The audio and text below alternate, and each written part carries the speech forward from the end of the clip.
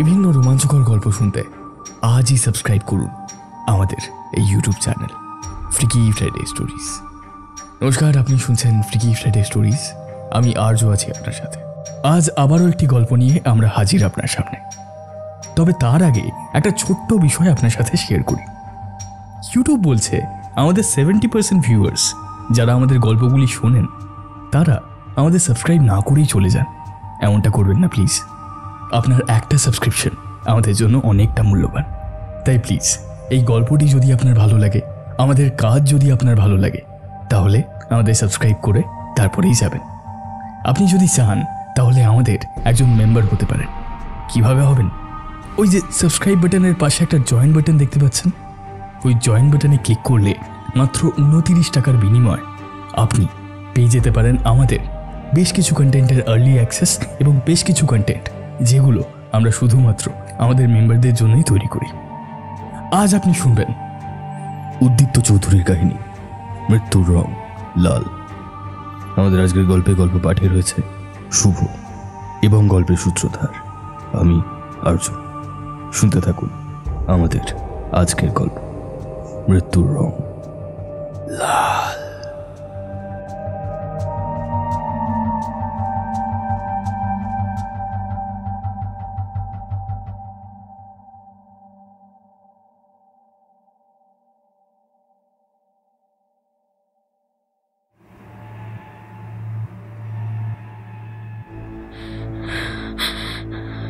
শেষ করে দেব, একদম শেষ করে দেব। এত সহজে কি মৃত্যু ঘটে? তর্পে তর্পে মরতে হবে যে। নরকের আগুনে জ্বলে পুড়ে ছাই না হলে তৃপ্তি আসে না বনলতা, তৃপ্তি আসে না। আমি আসছি, আমি তোমার কাছে আসছি। সেই জন্যই যে অপেক্ষায় রয়েছি।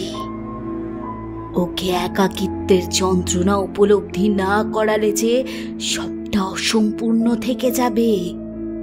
কিন্তু কিভাবে? সেটাও কি আমায় বলে দিতে হবে বনলতা? তুমি নিজেই সব পারবে, আর না পারলে। কথাটা অসম্পূর্ণ রেখে সেই রেডিওর ভেতর থেকে ঘর ঘর শব্দ বেরিয়ে আসতে লাগলো। বিবিধ ভারতীর প্রচার চলাকালীন এমন এক অদ্ভুত কথা যে রেডিওর ভেতর থেকে শোনা যাবে বনলতা ভাবতেও পারেনি। একটা তারই গলা, হ্যাঁ হুবহু তারই গলা, কিন্তু অপরটা সেটা কার? বাইরে তখন ঘন সাদা কুয়াশায় গোটা বাড়িটা ঢেকে রয়েছে। বিছানার পাশে পড়ে রয়েছে আতখোলা মদের বোতল। ঘরটা আতরের গন্ধে মো মো করছে। কি অত ভাবছো? মূর্তি বুঝি বড় ভয় করছে? মৃত্যুর যন্ত্রণা শুনেছি, বড় কষ্টদায়ক। বনলতা, মৃত্যুই যে জীবনের চরম বাস্তব। কি বা পেয়েছ এই মায়ার জগতে? হারিয়েছ ঢের বেশি। কিন্তু সে যে বড্ড কষ্ট পাবে। কষ্ট? সে তোমায় কষ্ট দেয়নি বুঝি? সে তো সব মেয়েরাই পায়। তাই বলে তুমিও প্রতিবাদ জানাবে না বনলতা? কিন্তু কিভাবে? আমি যে নারী, সতীর্থের অর্ধাঙ্গিনী।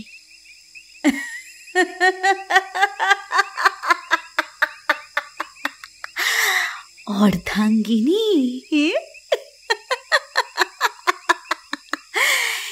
সে বুঝি সেটা মানে তোমায় স্ত্রী হিসাবে গ্রহণ করে? শেষ কবে ছুঁয়েছে তোমায়?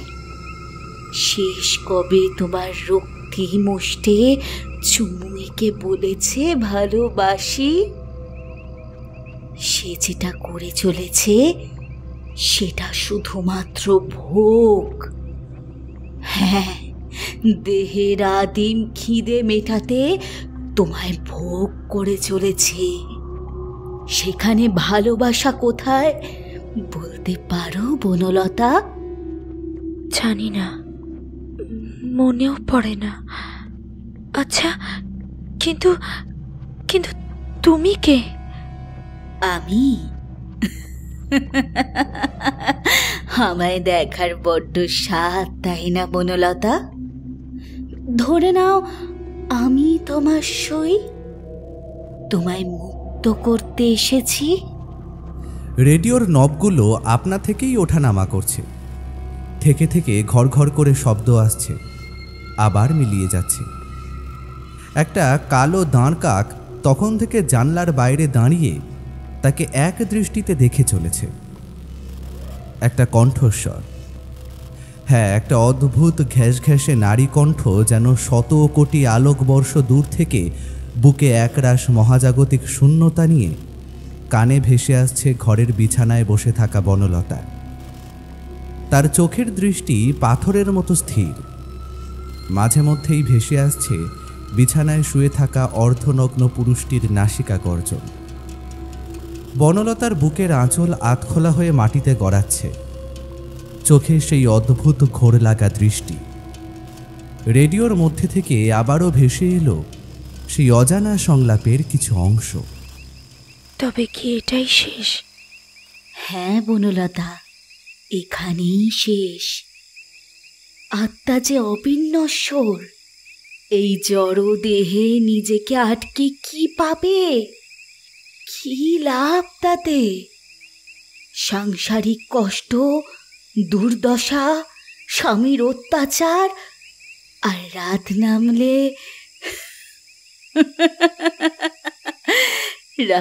নামলে জোর করে সেই প্রাচীন বন্য সঙ্গম। আমি জানি বড্ড কষ্ট হয় তোমার, আর তাই তো আমি তোমায় নিতে এসেছি বনলতা। আমি আসছি ওই পারে। এরপর রেডিওর মধ্যে থেকে ভেসে এলো দুই নারীর সম্মিলিত কণ্ঠ। একটি বনলতার, কিন্তু অপরটি কার? মৃত্যুর পর যন্ত্রণা নেই, মুগ্ধতা নেই, সুরভি নেই, আর সুগন্ধও নেই।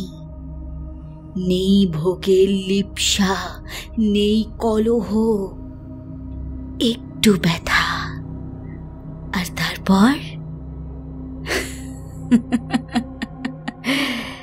চির শান্তি বনলতা, চির শান্তি। বন্ধ হয়ে গেল রেডিও। যেভাবে মাঝরাতে হঠাৎ আপনা থেকেই বেজে উঠেছিল, ঠিক সেইভাবে বন্ধ হয়ে গেল। বড় কাঠের টেবিলটায় রাখা মৃদু মৃদু কাঁপতে থাকা লণ্ঠনের আলো কোনো বাতাস ছাড়াই আরও একবার দপদপ করে কেঁপে উঠল। বিছানা ছেড়ে উঠে দাঁড়ালো বনলতা। তার ঘাড়টা একদিকে হেলে পড়েছে, ভারী হয়ে আসছে শ্বাস প্রশ্বাসের গতি। একবার কঠিন ঠান্ডা চোখে বিছানার অকাতরে শুয়ে থাকা পুরুষটির দিকে চেয়ে দেখল সে।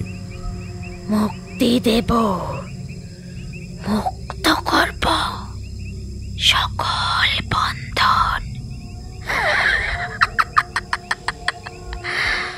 প্রথমে তোমায়, আর তারপর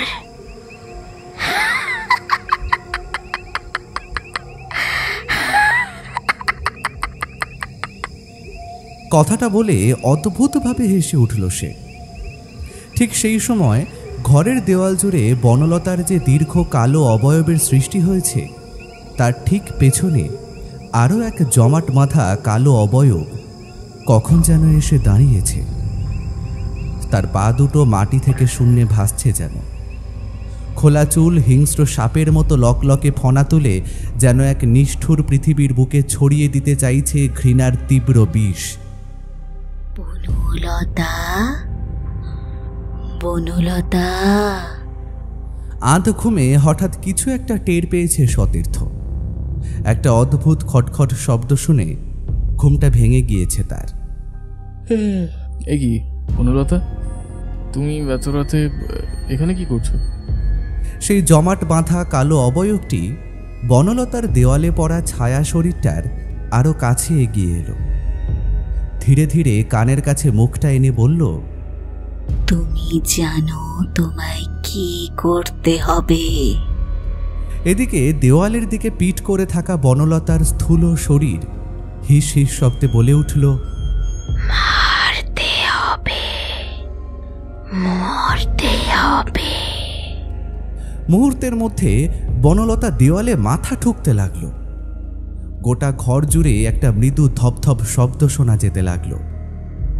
একদিকে বনলতার দেওয়ালে মাথা ঠোকার শব্দ, অন্যদিকে মনে হলো সারা ঘরে কেউ যেন দাঁপিয়ে বেড়াচ্ছে। আবারও রেডিওটা কোনো কারণ ছাড়াই কয়েকবার আর্তনাদ করে বেজে উঠল। সেখান থেকেও বেরিয়ে এলো এক পৈশাচিক নারী কণ্ঠ, মরতে হবে, মরতে হবে। এদিকে দেওয়ালে মাথা ঠুকতে থাকা বনলতা এক অদ্ভুত ঘোরের মধ্যে বলে উঠল, মুক্ত হতে হবে, মুক্তি দিতে হবে, মুক্ত হতে হবে, মুক্তি দিতে হবে, মুক্ত হতে হবে, মুক্তি দিতে হবে। আরে এসব এসব কি হচ্ছে? আরে এই বনলতা, বনলতা, আরে তোমার তোমার কি হয়েছে? এমন অদ্ভুত আচরণ করছো কেন? কি হয়েছে তোমার? বিছানা ছেড়ে সতীর্থ উঠে দাঁড়াতেই হঠাৎ বন্ধ জানলার পাল্লা দুটো সশব্দে খুলে গেল। ধেয়ে এলো এক রাশ ঠান্ডা বাতাস। এরপর পাশের আরও একটি জানলা খুলে গেল। দরজার পাল্লা দুটো মুহূর্তের মধ্যে খুলে গিয়ে একটির সাথে আরেকটি ধাক্কা লেগে ক্যাঁচ ক্যাঁচ শব্দ করে উঠল। কাঁপতে থাকা লণ্ঠনের আলোয় সেই কালো অবয়ব ধীরে ধীরে বাতাসে ভাসতে ভাসতে সতীর্থের দিকে এগিয়ে আসতে লাগলো। মারতে হবে, মরতে হবে, মারতে হবে, মরতে হবে, মারতে হবে, মরতে হবে। আরে থামো থামো থামো, তুমি এমন পাগলামো করছো কেন? মুক্তি চাই, মুক্ত করতে চাই, মুক্তি চাই, মুক্ত করতে চাই, মুক্তি চাই, মুক্ত করতে চাই। কিসের মুক্তি বনলতা? কার মুক্তি? কেমন মুক্তি? থেমে গেল বনলতা।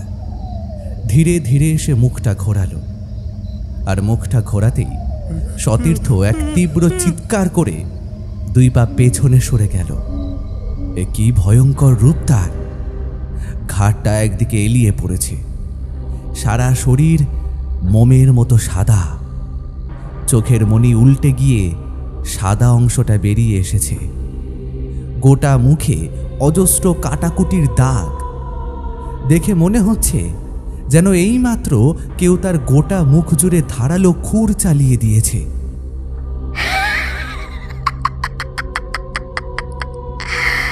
ভয় পেলে, ভয় পেলে, ভয় পেলে, পালা পেলে। না না না না না না, ভয় পেও না।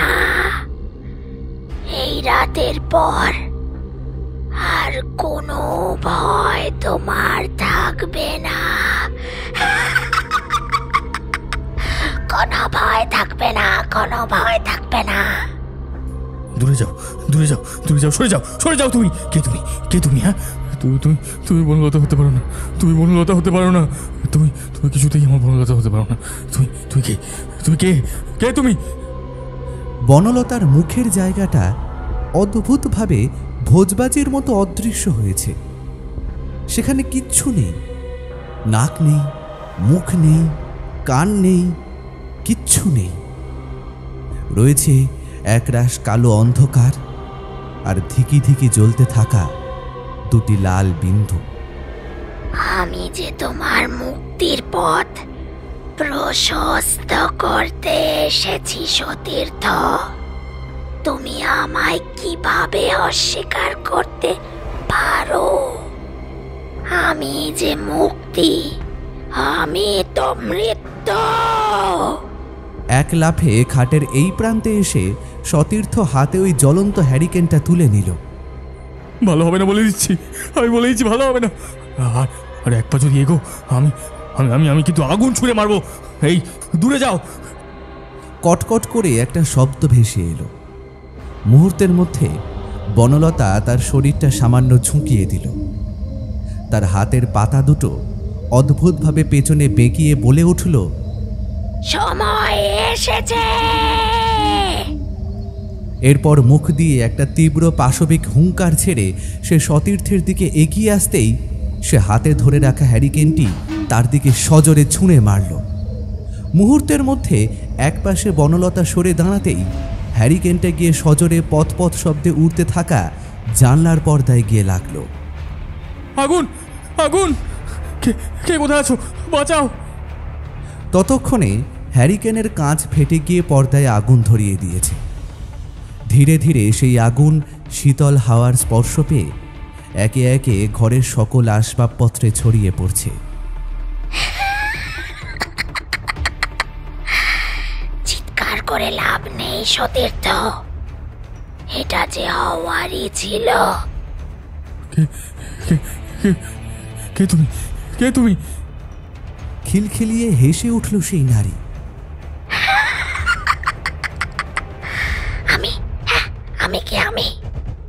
আমি কে সেটা যে বনলতাও জানতে চেয়েছে। বলবো না, কিছুতেই বলবো না। তার হলদেটে দাঁতগুলো বের করে ক্ষয়ে যাওয়া হাতের কালো নখগুলো দিয়ে নিজের মুখের ফ্যাকাশে হয়ে যাওয়া বিবর্ণ চামড়ায় আলতো করে বোলাতেই গাল কেটে এক ফোঁটা রক্ত মাটিতে গড়িয়ে পড়ল। এরপর সে অদ্ভুতভাবে দুই হাতে পায়ে ভর দিয়ে একটু একটু করে সতীর্থের দিকে এগিয়ে আসতে লাগলো। দূরে দূরে দূরে যাও, দূরে যাও। তুই একদম কাছে আসবে না, একদম কাছে আসবে না। আমি কিন্তু চিৎকার করে লোক ডাকবো, দূরে যাও, তুমি দূরে যাও, কাছে আসবে না। এই কাছে আসবে না, একদম কাছে আসবে না, দূরে যাও। লোক ডাকবে? হ্যাঁ, ডাকো ডাকো ডাকো ডাকো। কেউ নেই, কেউ না। সবাই যে যাত্রা দেখতে গেছে, কেউ আসবে না। যাত্রা? এতক্ষণে মনে পড়ল তার, সত্যিই তো তাই। বাড়িতে সে আর বনলতা ছাড়া এই মুহূর্তে কেউ নেই। শুধু এই বাড়িতে কেন, গোটা গ্রামের বেশিরভাগ বাড়ি আজ ফাঁকা। সতীর্থের শির দাঁড়াবে ঠান্ডা ভয়ের স্রোত নেমে গেল। ততক্ষণে সেই আগুন বাড়িটার আরো খানিকটা অংশ গ্রাস করে নিয়েছে। মুক্তি মুক্তি মুক্তি, সবার মুক্তি। উনি যে মুক্ত করতে এসেছেন। সতীর্থ লক্ষ্য করল এই কয়েক মিনিটের মধ্যে যেন বনলতার বয়স বেশ খানিকটা বেড়ে গিয়েছে। শরীরের ওই ভয়াবহতা ছাড়াও তার শরীরী আবেদন খানিকটা যেন বৃদ্ধার মতো। জ্বলতে থাকা আগুনের লেলিহান শিখায় দেওয়াল জুড়ে যে দীর্ঘ অবয়বের সৃষ্টি হয়েছে, সেটি মাটিতে বসে থাকা সতীর্থের অবয়বের দিকে ধীরে ধীরে আরও কাছে এগিয়ে আসছে। খানিক বাদেই তার সাদা রোগাটে ফ্যাকাশে হয়ে যাওয়া হাত দুটি সতীর্থের গলা চেপে ধরল।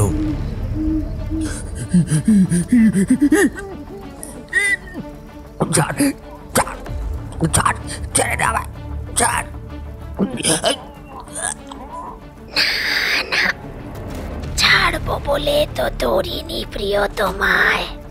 আমার শরীরটা তোমার ভীষণ পছন্দের, তাই না?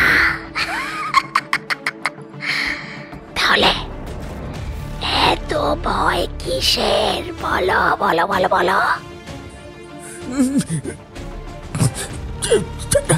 চাই না আমার শরীর, আমার শরীর চাই না।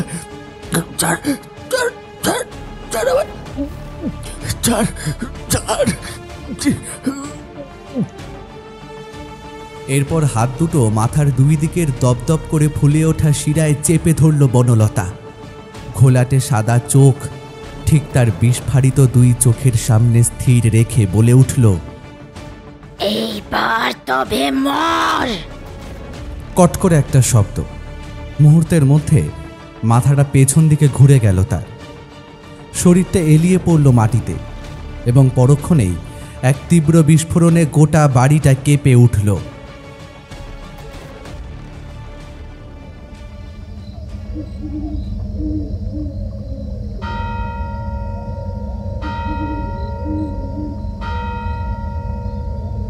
ঢং ঢং শব্দে দেওয়াল ঘড়ির সময় জানান দিল রাত 1টা।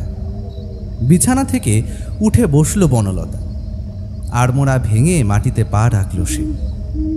পাশে শুয়ে থাকা সতীর্থ কেমন যেন ছটফট করে চলেছে, বিড়বিড় করে কি যেন বলে চলেছে।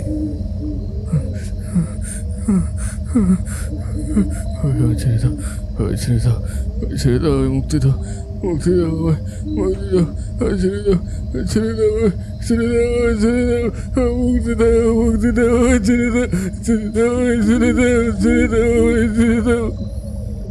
তার বুকটা হাঁপড়ের মতো ওঠানামা করছে। বন্ধ চোখের মধ্যে মণি দুটি ক্রমান্বয়ে ঘোরাফেরা করে চলেছে। এই কি গো, কি হলো? শুনছো? আরে কি গো, তুমি তুমি এরকম করছো কেন? কি হলো? কি হয়েছে?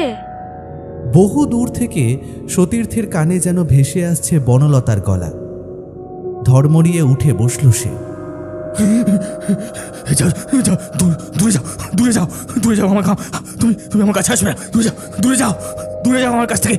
দূরে যাও, দূরে যাও, দূরে যাও, দূরে দূরে। আরে আরে কি হয়েছে তো বলবে?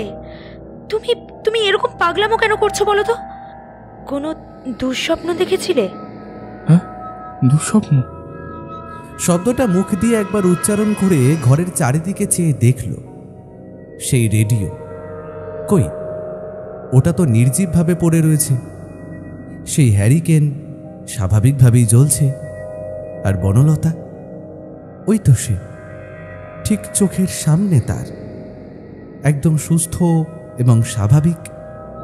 এই তুমি তুমি ঠিক আছো তো? হ্যাঁ হ্যাঁ, আমি তো ঠিকই আছি, কিন্তু তোমার কি হয়েছিল? বাবা, সে কি ভয়ানক স্বপ্ন জানো তো বাবা। যাক, তাহলে যেটা দেখলাম, যেটা অনুভব করলাম, সেগুলো সত্যি নয়। যাক বাবা, বাঁচা গেছে। আরে ধুর, কি সব যে বলছো না, কিচ্ছু বুঝতে পারছি না। বলছি আমার সাথে একটু বাইরে চলো না, প্রস্রাব পেয়েছে। হ্যাঁ হ্যাঁ, ঠিক আছে, তুমি এগো, আমি আসছি। একতলা বাড়িটা থেকে খানিক দূরেই একটি ত্রিপল দিয়ে ঘেরা কাঁচা ইটের তৈরি শৌচালয়। বাথরুমের টিনের দরজাটা খুলে বনলতা ভেতরে ঢুকতেই একটা অদ্ভুত গন্ধ পেল। সে তেমন গুরুত্ব না দিয়ে প্রাকৃতিক ডাকে সাড়া দেওয়ার কাজ করল। সব কাজ শেষ হয়ে যাওয়ার পর সে বাথরুমের খুলখুলি দিয়ে ধেয়ে আসা সামান্য আলোয় বাথরুমের ভেতর একটি লোহার পেরেক টাঙানো ছোট্ট আয়নায় একবার চোখ রাখল। চুলটা আলতো করে হাত দিয়ে সরাতেই হঠাৎ একরাশ ঠান্ডা বাতাস এসে তার চোখে মুখে ঝাপটা মারল। আয়নায় ফুটে ওঠা তার প্রতিবিম্ব যেন তার দিকে চেয়ে বিদ্রূপের হাসি হেসে চলেছে। তার ঘাড়টা একদিকে কাত করে রাখা, চোখের কোটর জুড়ে একরাশ জমাট বাঁধা অন্ধকার। ওটা ওটা কে? ওটা কে?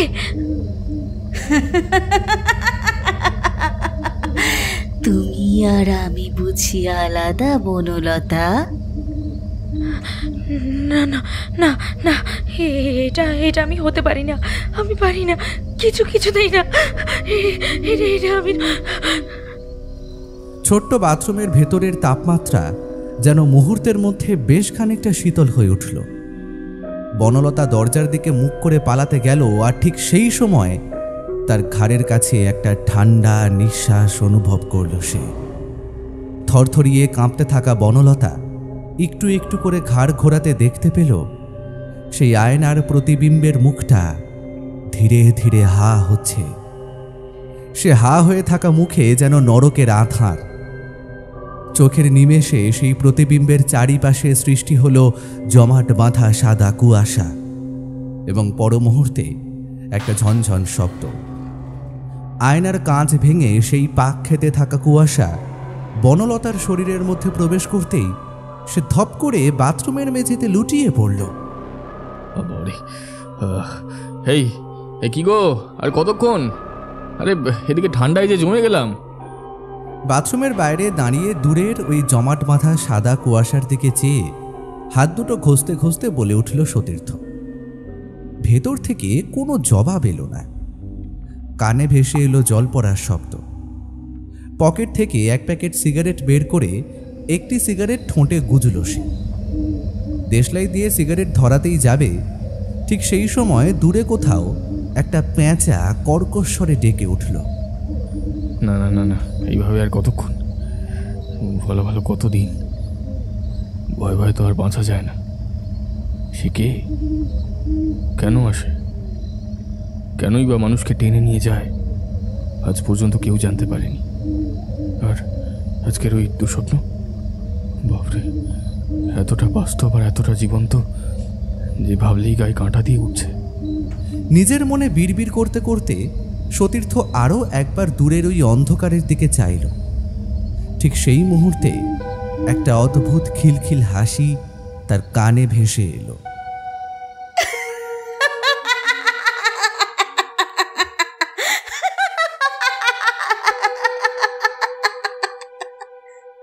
মুহূর্তের মধ্যে যেন ঠান্ডাটা আরো বেশ খানিকটা বেড়ে গেল। কে ওখানে? সাদা কুয়াশার চাদর জড়িয়ে এক আবছায়া অবয়ব যেন শূন্যে ভেসে রয়েছে। মোমের মতো সাদা ফ্যাঁকাশে শরীর তার। বাতাসে উঠতে থাকা চুলগুলো হিংস্র সাপের মতো লকলকে ফনা তুলে যেন গোটা বিশ্বের বুকে ছড়িয়ে দিতে চাইছে মৃত্যুর ত্রাস। তার শরীরটা অস্পষ্ট হলেও বাতাসে ভাসতে থাকা সাদা পায়ের পাতা ধীরে ধীরে তার দিকে এগিয়ে আসছে। ওটা কি? ভয়ে দুই পা পিছিয়ে এসে বাথরুমের দরজায় জোরে জোরে ধাক্কা দিল সতীর্থ। এই বাইরে এসো, বাইরে এসো তাড়াতাড়ি, আমাদের ঘরে ঢুকতে হবে। শূন্যে ভাসতে থাকা পা আর ওই সাদাটে চোখ দুটো ধীরে ধীরে আরও কাছে এগিয়ে আসছে। ঠিক সেই সময় বাথরুমের ভেতর থেকে একটা চাপা গোঙানির মতো শব্দ সতীর্থের কানে ভেসে এলো। মনে হলো বনলতা যেন ফুঁপিয়ে ফুঁপিয়ে কেঁদে চলেছে। থেকে থেকে কল থেকে টুপটাপ শব্দে জল পড়ে চলেছে। বনলতা, দরজাটা খোলো। তুমি কাঁদছো কেন? কান্নার শব্দ শুধু বাথরুমের ভেতরেই নয়, গোটা বাড়ি জুড়ে সেই কান্নার গুঞ্জন ছড়িয়ে পড়েছে। দরজাটা খোলো লক্ষ্মীটি, বাইরে যে বড় বিপদ। প্লিজ প্লিজ দরজা খোলো। পারবে না, কাউকে বাঁচতে দেব না, কেউ পারবে না, দেব না বাঁচতে। ফিসফিস গলার স্বরটা ঠিক তার পেছন থেকে ভেসে এলো। চকিতে ঘাড় ঘোরাতে সতীর্থ দেখতে পেল, না, কোথায় কি? সেখানে তো কেউ নেই। আবার সামনের দিকে চাইল, সেখানেও কেউ নেই। গেল কোথায়? এখানেই তো ছিল। না, আমি তো ভুল দেখিনি। আর ওই কথাটা কি বললো? ঠিক সেই সময় একরাশ দমকা বাতাস এসে বাথরুমের টিনের দরজাটা ক্যাঁচ শব্দ করে খুলে দিতেই সতীর্থ যা দেখতে পেল তাতে তার শির দাঁড়া বেয়ে ঠান্ডা স্রোত নেমে গেল। বাথরুমের মেঝেতে উপুর হয়ে মাটিতে ক্রমাগত মাথা ঠুকতে ঠুকতে কি যেন বিড়বিড় করে বলে চলেছে বনলতা। তার মুখটা দেখা যাচ্ছে না, এলো চুল মাটিতে লুটিয়ে পড়েছে। এই বনলতা, তোমার কি হয়েছে? এমন করছো কেন? মুক্তি দেব, মুক্ত হব, মুক্তি দেব, মুক্ত হব, মুক্তি দেব।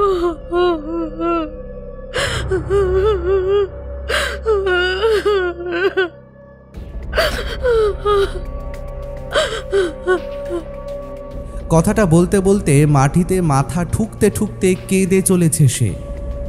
ধীরে ধীরে সতীর্থ এগিয়ে তার কাঁধে হাত দিতেই অস্ফুট চিৎকার করে পিছিয়ে এলো সে। এই সে কাকে দেখছে? বনলতার গাল দুটো ভেতরে ঢুকে গিয়েছে, শরীর জুড়ে বার্ধক্যের ছাপ, ঠোঁটের কষ পেয়ে লালারস গড়িয়ে নামছে। মুখ তুলে খিলখিল করে হেসে উঠল সে।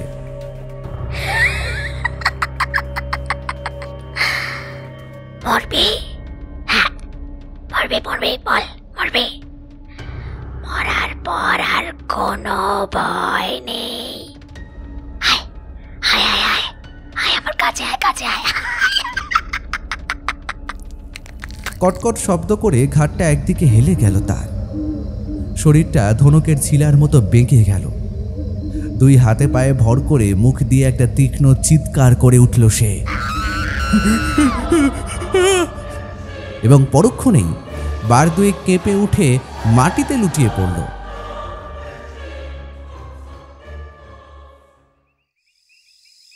সন্তোষদা, আমায় একটু টাচ আপ করিয়ে দাও। খানিক বাদেই তো মঞ্চে উঠতে হবে। মেকআপ খারাপ হয়ে গেলে দর্শক কি ভাববে বলো দেখিনি? আরে চিন্তা করো না, আমি আছি তো নাকি। তোমার সিনটা আর একটু পরেই আসছে। এখন রাম রাবণের যুদ্ধ শেষ হবে, আর সব শেষে রাম সীতার পূর্ণ মিলন। মেকআপের বাক্সটা হাতে নিয়ে এগিয়ে এলো যাত্রাপালার মেকআপ ম্যান সন্তোষ অধিকারী।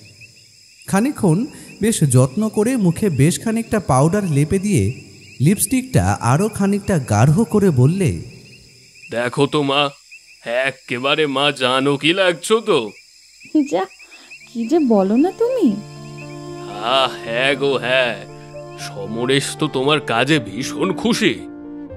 সবই তোমাদের আশীর্বাদ, নইলে উত্তর কলকাতার ওই শিউলি মেয়েটি আজ কলকাতার থিয়েটারের মিস শেফালি হয়ে উঠতে পারতো না। যাকগে, আচ্ছা শোনো, তুমি এবার যাও বুঝলে, আমি একটু পাঠটা মুখস্থ করে নিই। ঠিক আছে মা, করে নাও। প্রায় এক মানুষ সমান আয়নার সামনে চেয়ারটিতে বসে নিজেকে ভালোভাবে জরিপ করে নিল মিস শেফালি।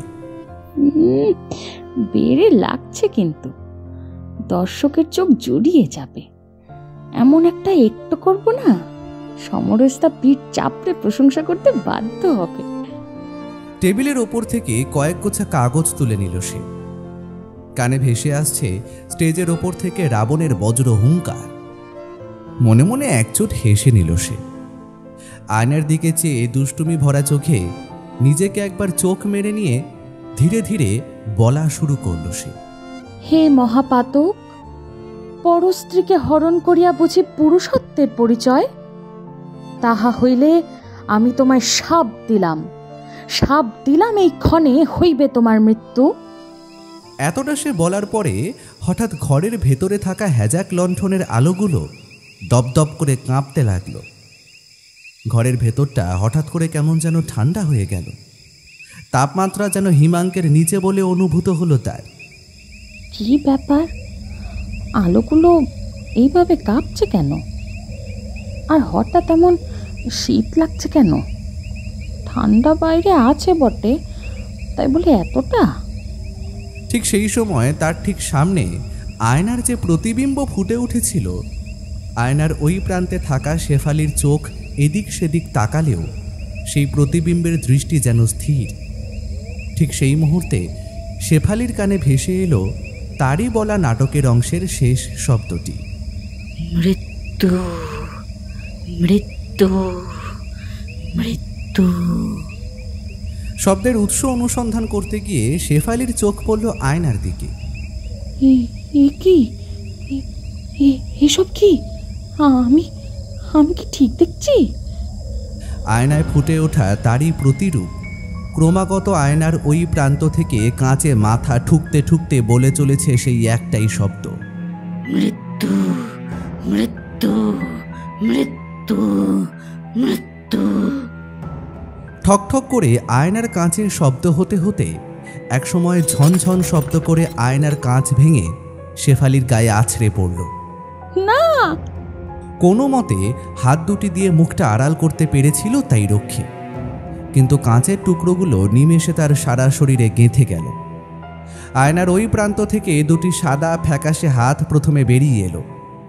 ধীরে ধীরে একটি মাথা, যার মুখটা চুলে ঢাকা, তারপর ফ্যাকাশে রক্তশূন্য এক নগ্ন নারী শরীর।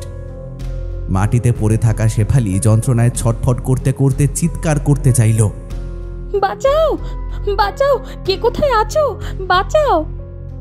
কিন্তু হায়, তার যে গলা শুকিয়ে কাঠ, এক ফোঁটা শব্দও বের হচ্ছে না। অদ্ভুত দর্শন সেই নারী ধীরে ধীরে পরিণত হল একরাশ জমাট বাঁধা কালো অন্ধকারে। আঁধারের বুকে জ্বলছে দুটি সাদা আলোকবিন্দু। ধীরে ধীরে সেটি তার দিকে এগিয়ে এলো। কানের কাছে মুখ এনে ফিসফিস করে বলে উঠল, মৃত্যুর গন্ধ আমার ভারী পছন্দ। যশ, খ্যাতি, নাম, সম্পদ, সবার ঊর্ধ্বে মুক্তি, মুক্তি।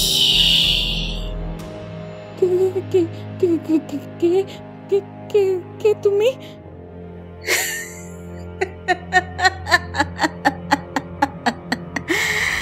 আমি যে মৃত্যু, আমি গৌরব, আমি পরম হৈতোষী, আবার সেই আমি ধ্বংসের কারণ।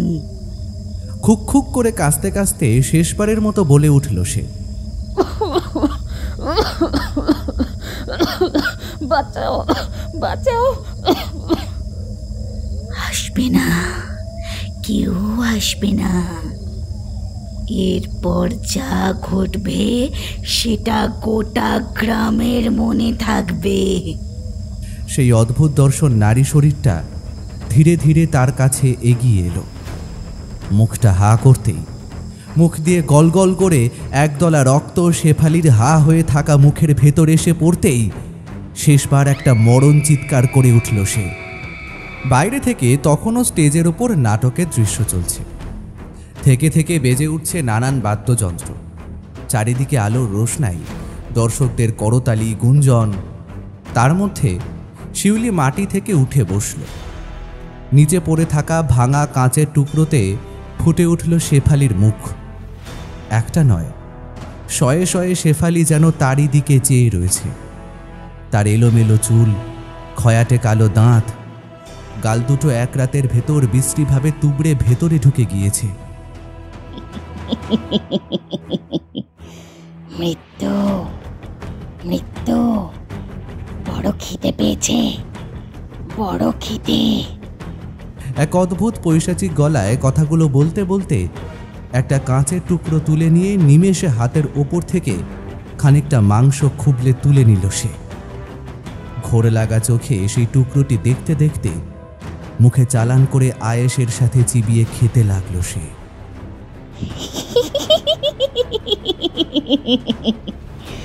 মুক্তি, এটাই যে মুক্তি। রক্তের গন্ধ বড়ই তৃপ্তি দিচ্ছে, বড় তৃপ্তি।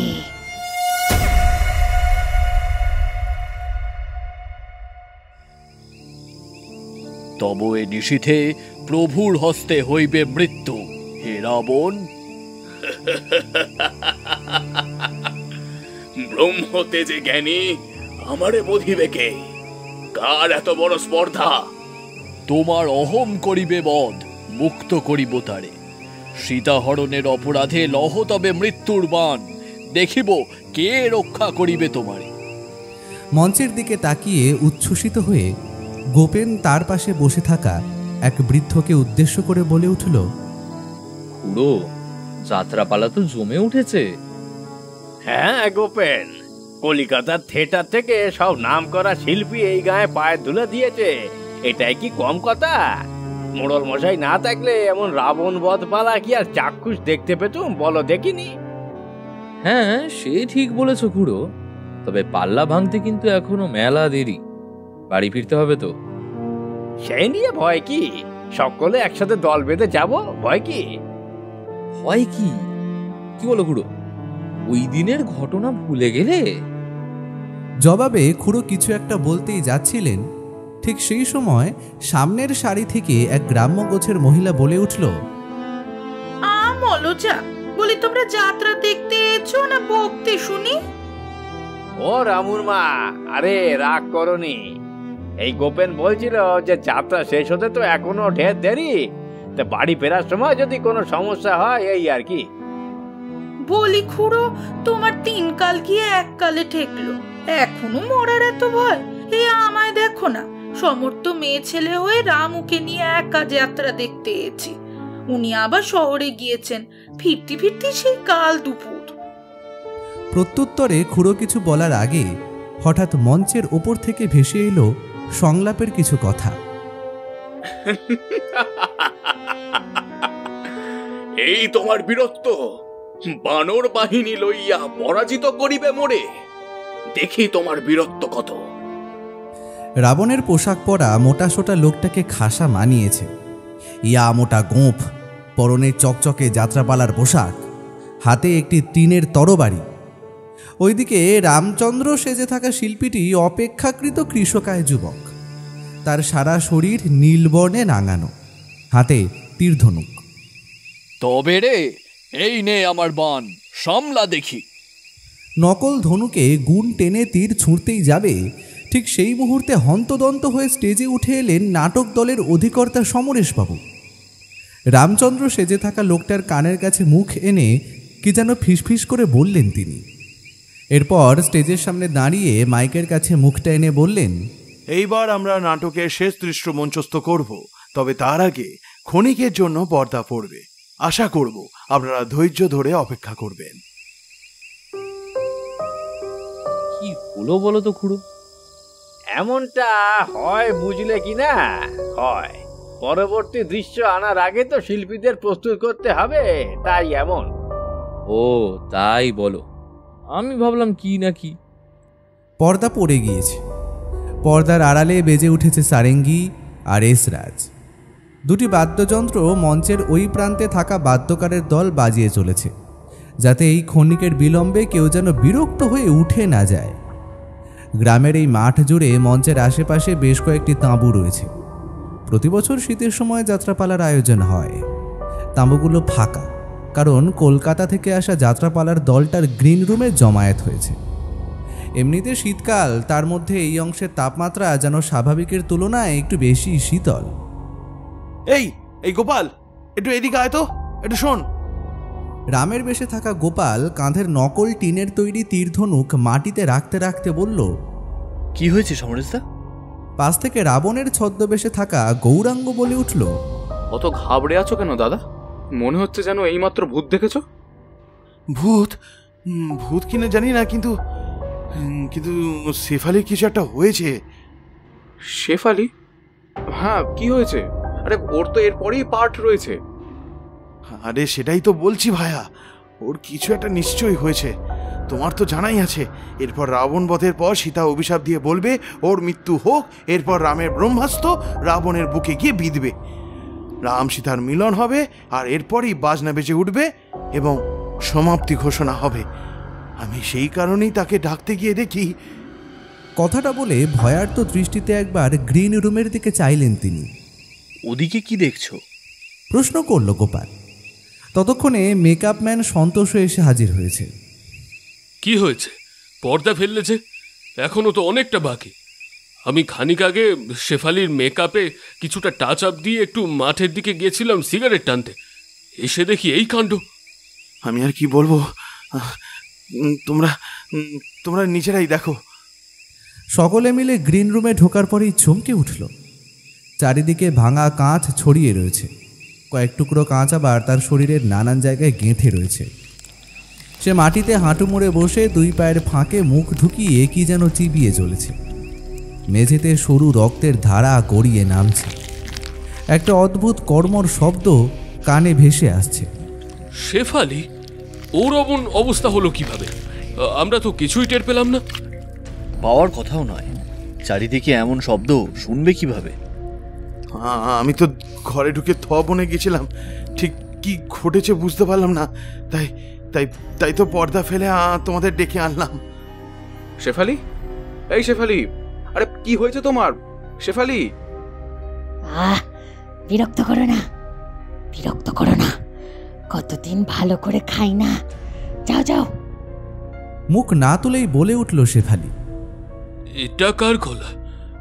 এটা তো শিউলি না? কে তুমি? প্রশ্ন করল গোপাল। ধীরে ধীরে মুখ তুলল শেফালি।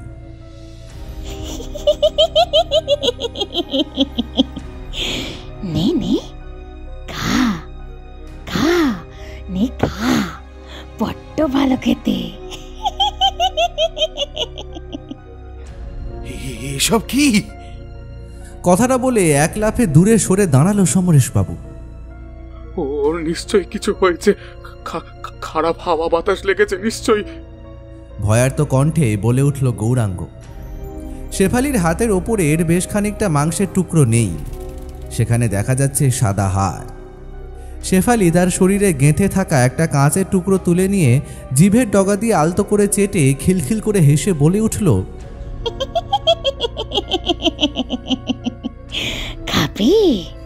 নে নে, খা খা, নে খা। চকিতে সেই কাঁচের টুকরো মুখের ভেতর চালান করে দিয়ে কর্মর শব্দে চিবোতে লাগলো। একে নির্ঘাত ভূতে ধরেছে, আমি নিশ্চিত। সমরেশদা, তুমি নাটক শেষ করবার ব্যবস্থা করো, আর আমরা ওকে বেঁধে রাখছি। কালকেই কলকাতা ফিরে যেতে হবে বলে উঠল সন্তোষ। কথাটা বলার সাথে সাথে শিউলি বিকট শব্দে চিৎকার করে বলে উঠল, নাটক বন্ধ হবে না, নাটক চলতে দে, তবে এক নতুন নাটক হবে। নতুন নাটক। নতুন নাটক? হ্যাঁ হ্যাঁ, নতুন নাটক, মৃত্যুর নাটক। নাটকের মোহর আছে বহু আগেই হয়ে গেছে। আর না, অনেক হয়েছে। রামের ছদ্মবেশধারী গোপাল গৌরাঙ্গকে নির্দেশ করতেই তার দুই দিক থেকে শিউলির দুটো হাত চেপে ধরল। এটা কি মানুষের হাত? এত ঠান্ডা! গৌরাঙ্গ, তুমি এখনো বুঝতে পারলে না? আমাদের শিউলি এখন স্বাভাবিক নেই। ছাড় আমায়, নইলে সবার ঘাড় ভেঙে রক্ত চেটে খাবো। এই তাড়াতাড়ি তাঁবুর ভেতর থেকে দড়ির গাছা নিয়ে এসো। আমি আনছি, তারাও। কথাটা বলে সন্তোষ তড়িঘড়ি বাইরে বেরিয়ে এলো। বাইরে বেরিয়ে আসতেই শোনা গেল রামুর মায়ের চিল চিৎকার। বলি, নাটক করতে এসে 5-5টা টাকা দিয়া টিকিট কিনেছি, এখন যদি নাটক না হয় তাহলে ফেরত চাই, এই বলে দিলুম। পাশ দিয়ে বাচ্চা ছেলেটা বলে উঠল, কি ব্যাপার? সেই যে পর্দা পড়লো, এখনো ওঠানোর নাম নেই। আরে নাটক হবে কিনা সেটাই আসল ব্যাপার, সব শালা জোচ্চোর।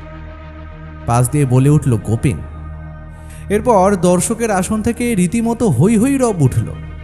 মঞ্চের পর্দার ওপর কেউ জুতো ছুটতে লাগলো, কেউ শিনবাদামের খালি প্যাকেট।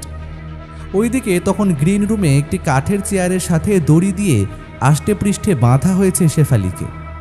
থেকে থেকে গর্জে উঠছে সে, ছেড়ে দে, ছেড়ে দে বলছি, নইলে আমি কাউকে ছাড়বো না। ঠিক সেই সময় খুড়ো আর গোপেন এসে গ্রিন রুমে প্রবেশ করল। বলি, ব্যাপার কানা কি? হ্যাঁ, নাটক কি আর হবে না নাকি? এতগুলোটা পরের কা শব্দটা আর মুখ দিয়ে বের করতে পারল না খুড়ো। পিশাচ, ওরে পিশাচ ধরেছে, গায়ের অভিশাপ। ও অভিশাপের, ও এর আগে অনেক মানুষ খেয়েছে। হায় হায় হায়, কি করে হলো এটা? কি করে হলো?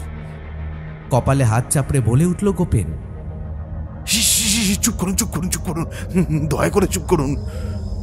গোপেন, গায়ের সম্মানের ব্যাপার, তুই ভেতরে থাক, এদিকটা সামলা। আমি বাইরে গিয়ে সকলকে বলবো যে তাদের প্রিয় মিস শেফালি অসুস্থ হয়ে পড়েছে, তাই নাটক হবে না। লোকে আমায় মান্যগণ্য করে, তারা শুনবে, তবে এর মুখটা বন্ধ করতে হবে সবার আগে। কাঁধের গামছাটা দিয়ে খুড়ো শিউলির সামনে এগিয়ে আসতেই শিউলি অদ্ভুতভাবে বলে উঠল, বউটা তো ওলা ওঠায় মরল, দেহের যৌবন যাবে কই? দেখ, যে দেখ, আমায় দেখে চিবিয়ে খেতে স্বাদ জাগে না খুড়ো? এই বলে জিভটা ঠোঁটের উপর বুলিয়ে একটা কুৎসিত ইঙ্গিত করে উঠল সে। ওর কথায় কেউ কান দিও না, আমাদের সকাল অবধি অপেক্ষা করতেই হবে, উপায় নেই। কথাটা বলে সে গামছাটা দিয়ে শিউলির মুখটা শক্ত করে বেঁধে দিয়ে বাইরে বেরিয়ে গেল। और আমুর মা, বলি কাল রাত্রপালা কেমন দেখলে গা? আর বলো না সরলা, সে এক কাণ্ড। কি হয়েছে গা, বলো দেখিনি শুনি একটু। গ্রামের বড় পুকুরের ঘাটে কাপড় কাচতে কাচতে প্রশ্ন করল মালতী নামের একজন মহিলা। খুড়োর মুখে তো শুনলুম ওই যে সীতা করে না, শেফালি না কি যেন একটা বেশ। হ্যাঁ, কলকাতায় বেশ নাম ডাক শুনেছি, উনিই বলেছেন। মানে তো স্বামী বলেছেন? আরে হ্যাঁ গো হ্যাঁ, সে তো পেরাই কলকাতা যায়। হ্যাঁ, সে এক কাণ্ড। যাত্রার পরে দৃশ্যে সীতার আসার কথা, এদিকে পর্দা পড়ে গিয়েছে, সবাই ব্যস্ত আর বিরক্ত দুই হয়ে উঠেছে। তো খুড়ো এরপর আমাদের কাছে এসে বললে ওই শেফালি নাকি হঠাৎ অসুস্থ হয়ে পড়েছে, তাকে হয়তো রাতে হাসপাতালে নিয়ে যেতে হতে পারে। তা কি হয়েছে কিছু বলেনি? কি করে জানবো কও দেখিনি, কিছুই তো বললো না, শুধু জানালো আর নাটক হবে না।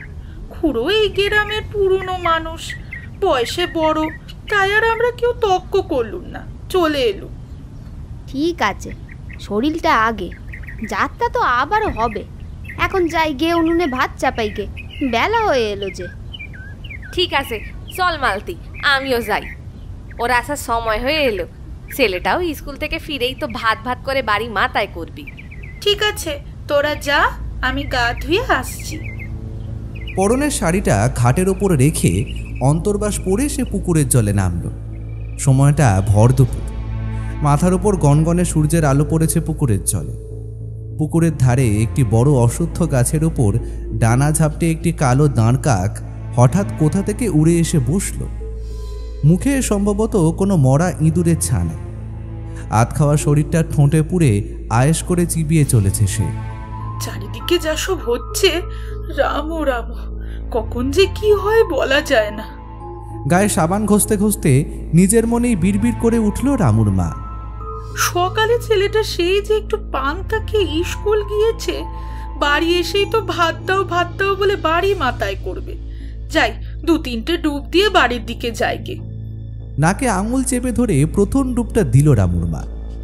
পুকুরের শীতল জলের ধারা তার সারাদিনের ক্লান্তি খানিকটা হলেও লাঘব করল। পুকুরের জল থেকে উঠে দাঁড়িয়ে দ্বিতীয়বার ডুব দিতেই যাবে, গাছে বসে থাকা কাকটা সেদিকে ঘাটটা কাত করে চেয়ে থাকল। আবারও উঠে দাঁড়ালো রামুর মা। তৃতীয়বার যেই জলে শরীর ডোবালো, ঠিক সেই মুহূর্তে পুকুরের জলে যেন অদ্ভুতভাবে একটা ঢেউ খেলে গেল। না, কেউ নেই, কোথাও কিচ্ছু নেই, কিন্তু কাকটা মুখ দিয়ে ইঁদুর ছানাটা মাটিতে ফেলে তারস্বরে কা কা স্বরে ডাকতে ডাকতে গাছটার আরও একটি উঁচু ডালে এসে বসল। জলের ওপর সাপের মতো এঁকে বেঁকে একরাশ জলরাশি তীব্র গতিতে রামুর মায়ের দিকে ধেয়ে আসছে। তৃতীয় ডুব দিয়ে মাথা তুলতেই যাবে, মুহূর্তের ভগ্নাংশে সে দেখতে পেল কিছু একটা যেন তার দিকে এগিয়ে আসছে। তার দুই চোখ বিস্ফারিত হয়ে উঠল। এটা আবার কি? সাপ টাপ নাকি গা? ব্যাস এতটাই বলতে পারল সে। চকিতে সেই এঁকে বেঁকে আসতে থাকা জলস্রোত এক লহমায় তার শরীরের ওপর আছড়ে পড়ল। বাঁচাও, বাঁচাও, কে কোথায় আছো? বাঁচাও! তার শরীরটা একবার ডুবতে লাগলো, একবার ভাসতে লাগলো। মনে হলো কেউ যেন জলের নিচে তার পা টেনে রেখেছে। তার শ্বাস ফুরিয়ে আসছে, ধীরে ধীরে এসে জলের অতলে তলিয়ে যাচ্ছে। ঠিক সেই মুহূর্তে জলের মধ্যে ফুটে উঠল একজোড়া দপদপ করে জ্বলতে থাকা আলোকবিন্দু। সে স্পষ্ট শুনতে পেল পুকুরের জলে কেউ যেন পৈশাচিক কণ্ঠে হো হো শব্দে হেসে চলেছে। আর তারপরেই সেটি দ্রুতলয়ে এগিয়ে এলো, যেন এক অস্বচ্ছ জলের তৈরি অবয়ব রামুর মায়ের শরীরে মিশে গেল।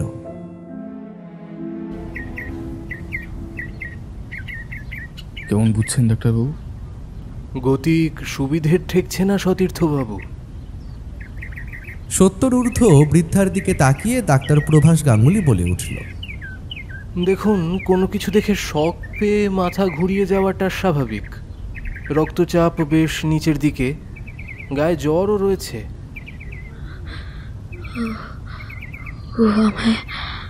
ও আমায় বাঁচতে দেবে না, ও কাউকে বাঁচতে দেবে না, কাউকে না, কাউকে না।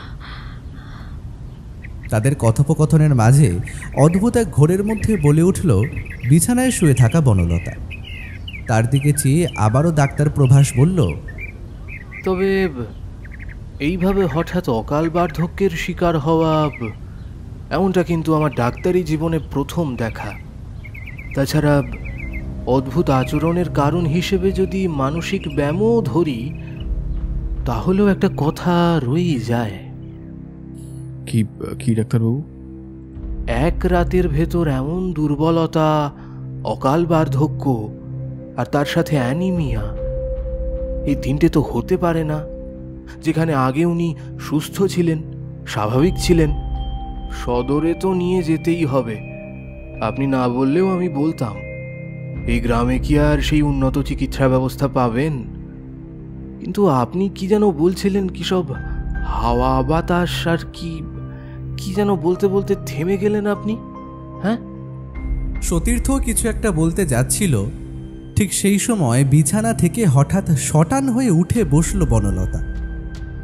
অদ্ভুত এক ঘোর লাগা চাহনি মেলে সে সতীর্থের দিকে তাকিয়ে কেমন যেন বিশ্রীভাবে হেসে পৈশাচিক গলায় বলল, পাপ পাপ পাপ লেগেছে। ও কাউকে ছাড়বে না, কাউকে না। আমাকেও সাথে নিয়ে যাবে, সে বলেছে। মুক্ত করবে, আবার মুক্তিও দেবে। ভক্তি ভক্তি ভক্তি। আপনি শান্ত হন বনলতা দেবী, আপনি শান্ত হন। কেন কেন কেন কেন শুনে কেন শান্ত হব? কি হয়েছে আমার? না না না না, বল। এই ডাক্তার, কি হয়েছে আমার? বল বল। এই এই এই বুড়ি, এই বেশি পটর পটর করবি না। বেশি পটর পটর করবি তো এই এই দেবো নাকি ঘটিটা মুচকে? দেবো দেবো।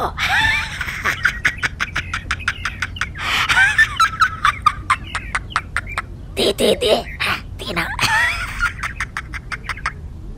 কথাটা বলে যেন বেশ মজা পেয়েছে সে, এমনভাবে এক কিশোরী বালিকার মতো দুই হাতে তালি দিয়ে উঠল। এই বনলতা, তুমি কাকে কি বলছো? মাথা ঠিক আছে তোমার? সতীর্থের এই কথা শুনে বনলতা হঠাৎ আগের মতো সেই চেনা স্বাভাবিক অথচ কান্না ভেজা গলায় বলে উঠল, বাঁচাও বাঁচাও আমায়, আমায় বাঁচাও। ও আমায় শেষ করতে যাচ্ছে, আমায় বাঁচাও, আমায় বাঁচাও। পরক্ষণেই ধপ করে বিছানায় আবারও লুটিয়ে পড়ল। মা, ও মা, তুমি কোথায় মা? স্কুলের ব্যাগটা মাটিতে নামিয়ে দরজার কাছে এসে দাঁড়ালো রামু। পরনে স্কুলের পোশাক, মাথার চুল উস্কো খুস্কো। একটা আঙুল দিয়ে নাক খুঁড়তে খুঁড়তে আবারও দরজায় টোকা মারতেই দরজাটা হাট করে খুলে গেল। মা, তুমি কোথায়? বড্ড খিদে লেগেছে যে, খেতে দাও না। ঘরের এদিক সেদিক দেখে নিল রামু, কিন্তু কোথায়? সে তো নেই। অথচ দরজায় তালা ছিল না, যার থেকে এটা অন্তত স্পষ্ট যে মা বাড়ি এসেছে। কিন্তু গেল কোথায়? তাহলে কি মালতী মাসি বাড়ি গেছে? যাই একবার কি দেখে আসি তো। দরজাটা আবারও বন্ধ করে পেছনে ঘুরতেই যাবে, ঠিক সেই সময় পেছন থেকে একটা অদ্ভুত হুম হুম শব্দ পেয়ে ঘুরে দাঁড়ালো সে। মা, তুমি কোথায় ছিলে? আমি তো একটু হলেই মালতী মাসি বাড়ি যাচ্ছিলাম। কোনো উত্তর দিল না রামুর মা, একইভাবে ঠায় দাঁড়িয়ে রইল। তার মাথাটা বুকের দিকে নামানো, শরীরটা বেশ খানিকটা সামনের দিকে ঝুঁকে গিয়েছে। শরীর আঁচল মেয়ে টপ টপ করে জল ঝরছে তার। ভেজা চুল মুখের সামনেটা ঢেকে দিয়েছে। মা, ও মা, তুমি কথা কইছো না কেন গো? ভাত বসাবে না? অদ্ভুত এক কর্কশ গলায় রামুর মা বলে উঠল, আমারও খিদে পায় বাচ্চা, বড্ড খিদে পায়। তুমি এমন করে কথা বলছো কেন মা? তাইলে কেমন করে কইব? কেমন ভাবে কইতে হয় সেসব জানিনি, তুমি ভাত চাপাও গা। বাবা সকালে বাজার থেকে যে কটা পুঁটি মাছ এনেছে, একটু ঝাল ঝাল করে রান্না করো তো মা। পুঁটি মাছের ঝাল দিয়ে ভাত অনেক দিন খাই না। মাছ খাবি? মাছ? মাছ আমারও বড় প্রিয়। সে তো আমি জানি মা। আমি আমি তাহলে যাই গে, হ্যাঁ, স্নানটা সেরে আসি গে। আর দাঁড়ালো না রামু। মাকে দেখে তারও কেমন যেন অদ্ভুত ঠেকছে। এদিকে খিদেতে পেট চোঁ চোঁ করছে। তবে রামুর মা কিন্তু তখনও একইভাবে মাথা ঝুঁকিয়ে দরজার কাছেই দাঁড়িয়ে রইল। রামু চলে যেতেই সে দরজা খুলে ভেতরে ঢুকল। হঠাৎ অদ্ভুতভাবে তার শরীরটা কয়েকবার থরথর করে কেঁপে উঠল।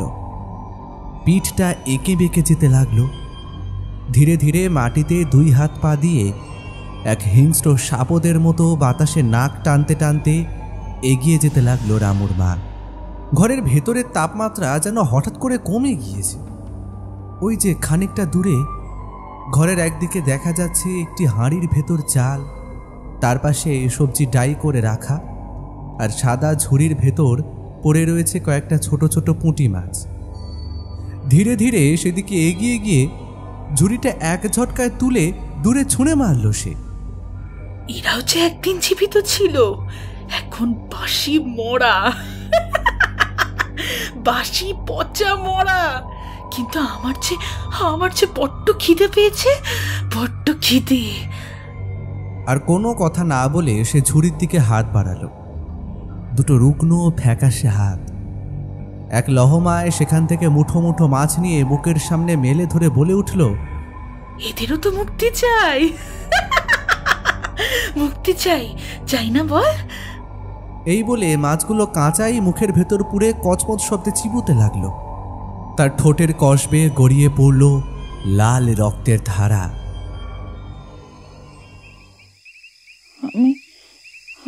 আমি কোথায়? আমি কোথায়? এত আলো, উফ, এত আলো কেন? ডাক্তারবাবু, পেশেন্টের জ্ঞান ফিরেছে। আপনি এদিকে এসে একবার দেখে যান প্লিজ। আর পেশেন্টকে যারা নিয়ে এসেছিল ওদেরকে খবর দিতে হবে। আমি এখানে কেন? আমার কি হয়েছে? আপনি ভয় পাবেন না ম্যাডাম, আপনি এখন একদম সেফ। এটা হাসপাতাল। ঘোলাটে চোখের পাতা সাদা উজ্জ্বল ঘরটার আশেপাশে একবার বুলিয়ে নিল কলকাতার থিয়েটার গ্রুপের জনপ্রিয় তারকা মিস শেফালি। চারিদিকে উজ্জ্বল আলো। সারিবদ্ধভাবে ঘরের 2 পাশে পরপর সাজানো বেডে শুয়ে রয়েছে রোগীর দল। খানিক আগে যে নার্সের পোশাক পরিহিত মহিলা ডাক্তারবাবু বলে ডেকেছিল, সে শেফালিকে উদ্দেশ্য করে বলে উঠল, আচ্ছা ম্যাডাম, আপনার কি সত্যি কিচ্ছু মনে পড়ছে না? আমি তো যাত্রাপালায় শেষ দৃশ্যের জন্য প্রস্তুতি নিচ্ছিলাম। আমার পাঠও মুখস্থ করছিলাম। তারপর আয়নার সামনে ওই আয়নায় কি দেখেছিলেন ম্যাডাম? কাঁধে ঝোলানো স্টেথোস্কোপটা নামিয়ে প্রশ্ন করলেন ডাক্তার দেবব্রত। প্রশ্নটা করে চোখের ইশারায় ব্লাড প্রেশার মাপার যন্ত্রটা নার্সকে এগিয়ে দিতে বললেন তিনি।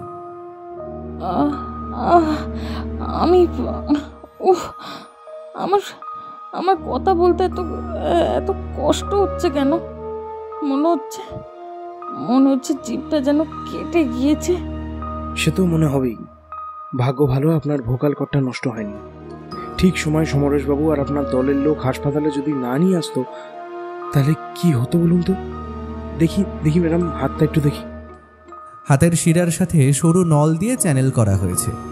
ওপরে ঝোলানো ওষুধের শিশি থেকে সেই নল দিয়ে ফোঁটা ফোঁটা তরল তার শরীরে ঢুকছে।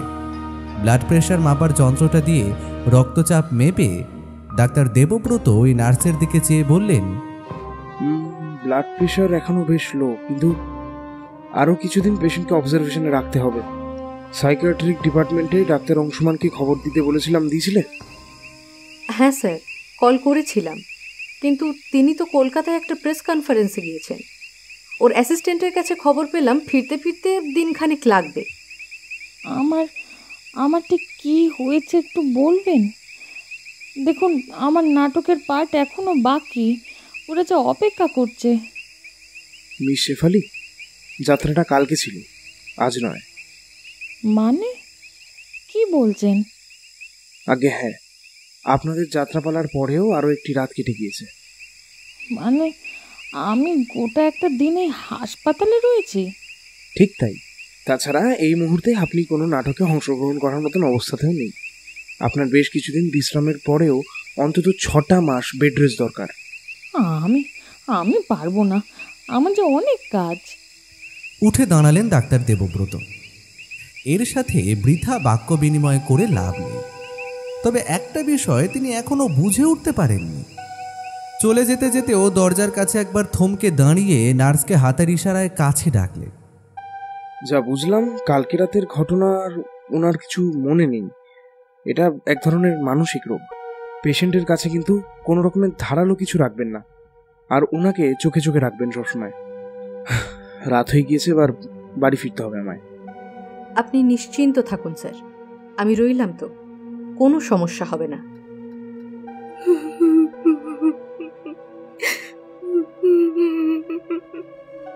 একটানা কান্নার শব্দটা কানে যেতেই ধর্মর করে ঘুম ভাঙল শেফালির।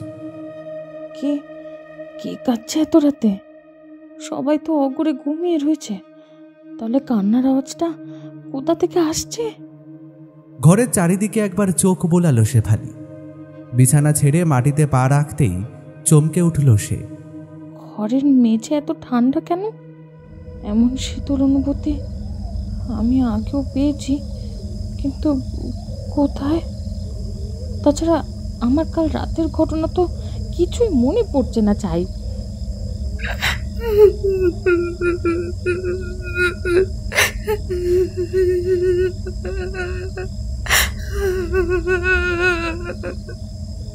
কান্নার শব্দটা আরো প্রকট হয়েছে। ঘরের আলোগুলো একবার দপদপ করে উঠল। মাটিতে পা রাখল শেফালি। তার হাতে আর চ্যানেল করা নেই। খুব সম্ভবত সে যখন গভীর ঘুমে অচেতন হয়েছিল তখন চ্যানেলটি হাত থেকে খুলে নেওয়া হয়েছে। আশেপাশে কোথাও নার্স কিংবা ওয়ার্ড বয়দেরও দেখতে পেল না সে। দরজা ঠেলে করিডোরে পা দিতেই আবারও টিউবলাইটের উজ্জ্বল আলোগুলো দপদপ করে জ্বলতে নিভতে লাগলো। ক্রমান্বয়ে ভেসে আসছে সেই কান্নার শব্দ। সেই জ্বলতে নিভতে থাকা আলো আঁধারিতে দূরে ফুটে উঠল এক আবছায়া কালো শরীরী অবয়ব। হাঁটুর ভাঁজে মুখ গুঁজে কে যেন বসে রয়েছে। এ কি, এত রাতে ও এভাবে কাঁদছে কেন? এই যে শুনছেন, আপনাকে বলছি, আপনি কি বিপদে পড়েছেন? সাহায্য চান? কথাটা বলতে বলতে ধীরে ধীরে সে তার দিকে এক পা বাড়াতেই সেই ছায়া শরীর মেঝে থেকে উঠে দাঁড়াল। ধীরে ধীরে সে সামনের দিকে এগোতে লাগলো।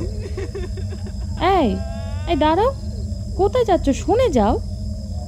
কথাটা বলতে বলতে সে ওই ছায়া শরীরের পেছন পেছন প্রায় ছুটতে লাগল।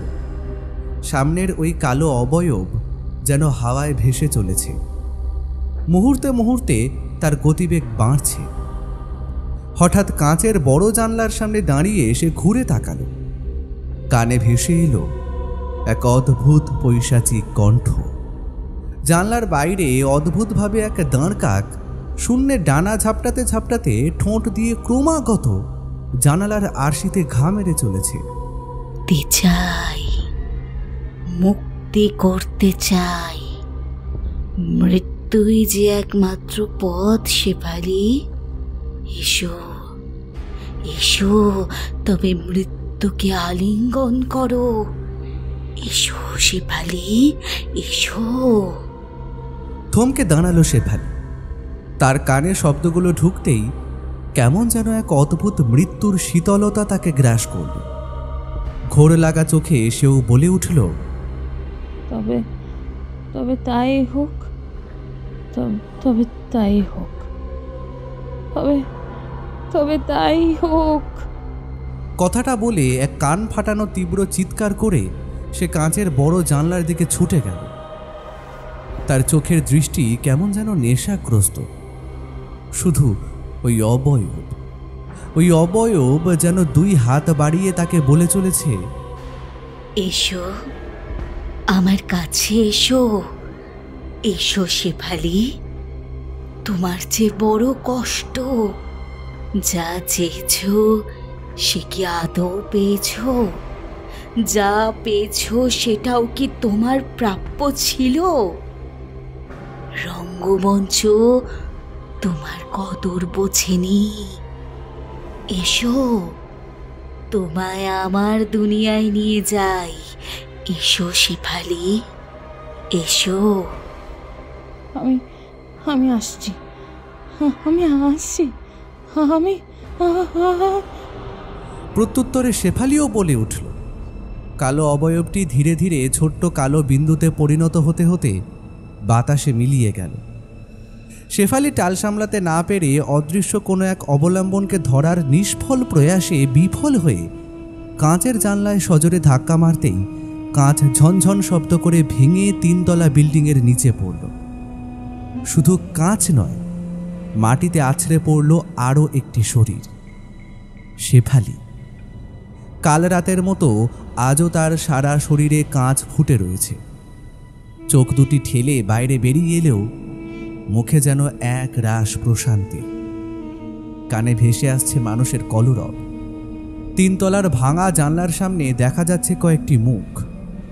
তাদের দিকে চেয়ে শেষবারের মতো অস্ফুটে একটাই শব্দ বলতে পারল সে, মুক্তি। পরক্ষণেই মৃত্যুর কোলে ঢলে পড়ল কলকাতার নামকরা থিয়েটার শিল্পী মিস শেফালি। বাবা, ও বাবা, মা এমন করছে কেন গো? সেটাই তো বুঝতে পারছি না রে। জানো বাবা, স্কুল থেকে ফেরার পর মাকে দেখে না আমি চমকে গেছিলাম। কেন বল দেখিনি? মা কেমন যেন করছিল, মায়ের গলাটা কেমন যেন অসুস্থ অসুস্থ শোনাচ্ছিল। আমি স্পষ্ট শুনেছি বাবা। কালো আকাশ জুড়ে ছড়িয়ে রয়েছে টিমটিমে তারা। খোলা দাওয়ায় বসে রামু আকাশের দিকে চেয়ে বললে, এবার কি হবে বাবা? তোর মায়ের যে কি হয়েছে সেটাই তো বুঝতে পারছি না রে। আমি সন্ধ্যার একটু আগে বাড়ি ফিরে দেখি। কথাটা এতটা বলেই চুপ করে রইল গোবর্ধন। বলো না বাবা, কি দেখলে? না থাক, তুই ছোট মানুষ, ভয় পাবি। কথাটা বলে একবার ঘাড় ঘুরিয়ে বন্ধ দরজার দিকে তাকালো গোবর্ধন। রামু বলে উঠল, আমি স্নান করে আসার পর থেকে আমায় ঘরে ঢুকতে দিচ্ছ না কেন বলো তো? হ্যাঁ, মায়ের কি হয়েছে খুলেও তো বলছো না, গ্রামের লোকজনদেরও জানাচ্ছ না। আমায় বেঁধে রেখে ভেবেছিস পার পেয়ে যাবি? শেষ করে ফেলবো, সবাইকে শেষ করে ফেলবো। দরজা খোল, দরজা খোল বলছি। তাদের কথোপকথনের মাঝে ঘরের ভেতর থেকে এক নারী কণ্ঠের পৈশাচিক চিৎকারের সাথে কথাগুলো তাদের কানে ভেসে উঠল। বাবা, মা এমন করছে কেন বলো তো? মায়ের কি হয়েছে? আমি কি গোপেন কাকু কিংবা খুড়োমশাইকে ডেকে আনবো? খবরদার না রামু, ওরা এলে গায়ের আরো 5 জন ছুটে আসবে। আর তারপর ভাবতেও গায়ে কাঁটা দিচ্ছে। 10 বছর আগে কি হয়েছিল সেটা তো নিজের চোখে দেখেছি। কি হয়েছিল বাবা, আমাকে বলো। তুই ছোট মানুষ, শুনতে হবে না। শুধু জেনে রাখ, এই ঘটনা আর কেউ জানলে ফল ভালো হবে না। হাঁটুতে মুখ গুঁজে খানিকক্ষণ কি যেন ভাবল রামু। ঠিক সেই সময় আবারও ভেতর থেকে একটা গলা ভেসে এলো। তবে এই কণ্ঠ তার মায়ের। এই কণ্ঠ বড়ই আপন। রামু, রামু দরজা খুলবি না বাপ? আমার যে বড্ড কষ্ট হচ্ছে, খুলবি না? ওর কথা শুনিস না রামু, শুনিস না। শয়তান সব পারে, সব জানে। শয়তান কি বাবা? ও তো আমার মা, মায়ের তো ভারী কষ্ট। খোল না, খোল না, খোল, তোর দুটি পায়ে ধরে রামু, দরজাটা খোল। আবারও ভেসে এলো সেই একই কণ্ঠ। বাবা, আমার দরজাটা খুলতে দাও না। তুমি এমন কেন করছো? কেন করছি জানিস আমি কি দেখেছি? কি বাবা? ভয় পাবি না তো? ভয় কি, তুমি তো আছো। তাহলে শোন। আওয়াজটার ভেসে আসছে না ঠিকই, তবে মাটির মেঝেতে কেউ যেন ক্রমাগত ঠক ঠক শব্দ করে মাথা ঠুকে চলেছে। মুখ দিয়ে বিড়বিড় করে এক অদ্ভুত মন্ত্র বলে চলেছে সে।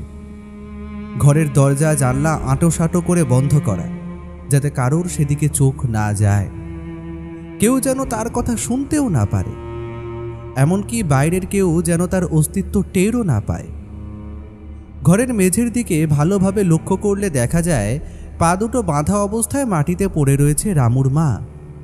তার ঠোঁটে এখনো শুকনো রক্তের দাগ, কালো হয়ে যাওয়া দাঁত, ক্ষয়ে যাওয়া কালো নখ, চোখের নিচে কালো কালি, তোবড়ানো গাল, আর আর ওই দুটো চোখ, ওই ঘোলাটে সাদা মণি দুটোর দিকে বেশিক্ষণ তাকানো যায় না। তুই তখন পুকুরে নাইতে গিয়েছিলি, সবটা জানিস না। আমি শহরে কিছু মালপত্র কিনতে গিয়েছিলাম। বাড়ির কাছে এসে শুনি তোর মা কার সাথে যেন বিড়বিড় করে কথা বলে চলেছে। ভাবলাম কোনো কুটুম এসেছে, কিন্তু দরজা ঠেলে ঘরের ভেতর যেতেই চমকে উঠলাম। কেন বাবা? আমি দেখলাম। ধীরে ধীরে বলতে লাগলো গোবর্ধন। কি গো, কই গেলে? এই দেখো তোমার জন্য কি এনেছি। ছোট্ট এক চালার মাটির বাড়িটার ছাদের ওপর একটা কাক বসে চালার ওপর ক্রমাগত ঠুকরে চলেছে। দাঁড় কাক? গৃহস্থের বাড়িতে দাঁড় কাক বসা কিংবা টাকা ভারী অশুভ, কিন্তু সে কোথায় গেল? তার তো কোনো সাড়া শব্দ পাচ্ছি না। মাটি থেকে ছোট্ট একটা ঢিল কুড়িয়ে মুখ দিয়ে হুঁস হুঁস শব্দ করতে করতে ছাদের দিকে ছুঁড়ে মারল গোবর্ধন। কাকটা কর্কশ স্বরে একবার ডেকে উঠে কয়েকবার ডানা ঝাপটালো ঠিকই, তবে উড়ে গেল না। ঘাড় গোঁজ করে তাকে দেখতে লাগলো। চুলোই যাক কাক। কি গো, কোথায় গেলে? কথাটা বলতে বলতে ঘরের ভেতর প্রবেশ করতেই হঠাৎ দরজাটা সশব্দে বন্ধ হয়ে গেল। ঘরের কোণ থেকে একটা অদ্ভুত খচখচ শব্দ ভেসে আসছে। ঘরের ভেতরটা তো ঠান্ডা কেন?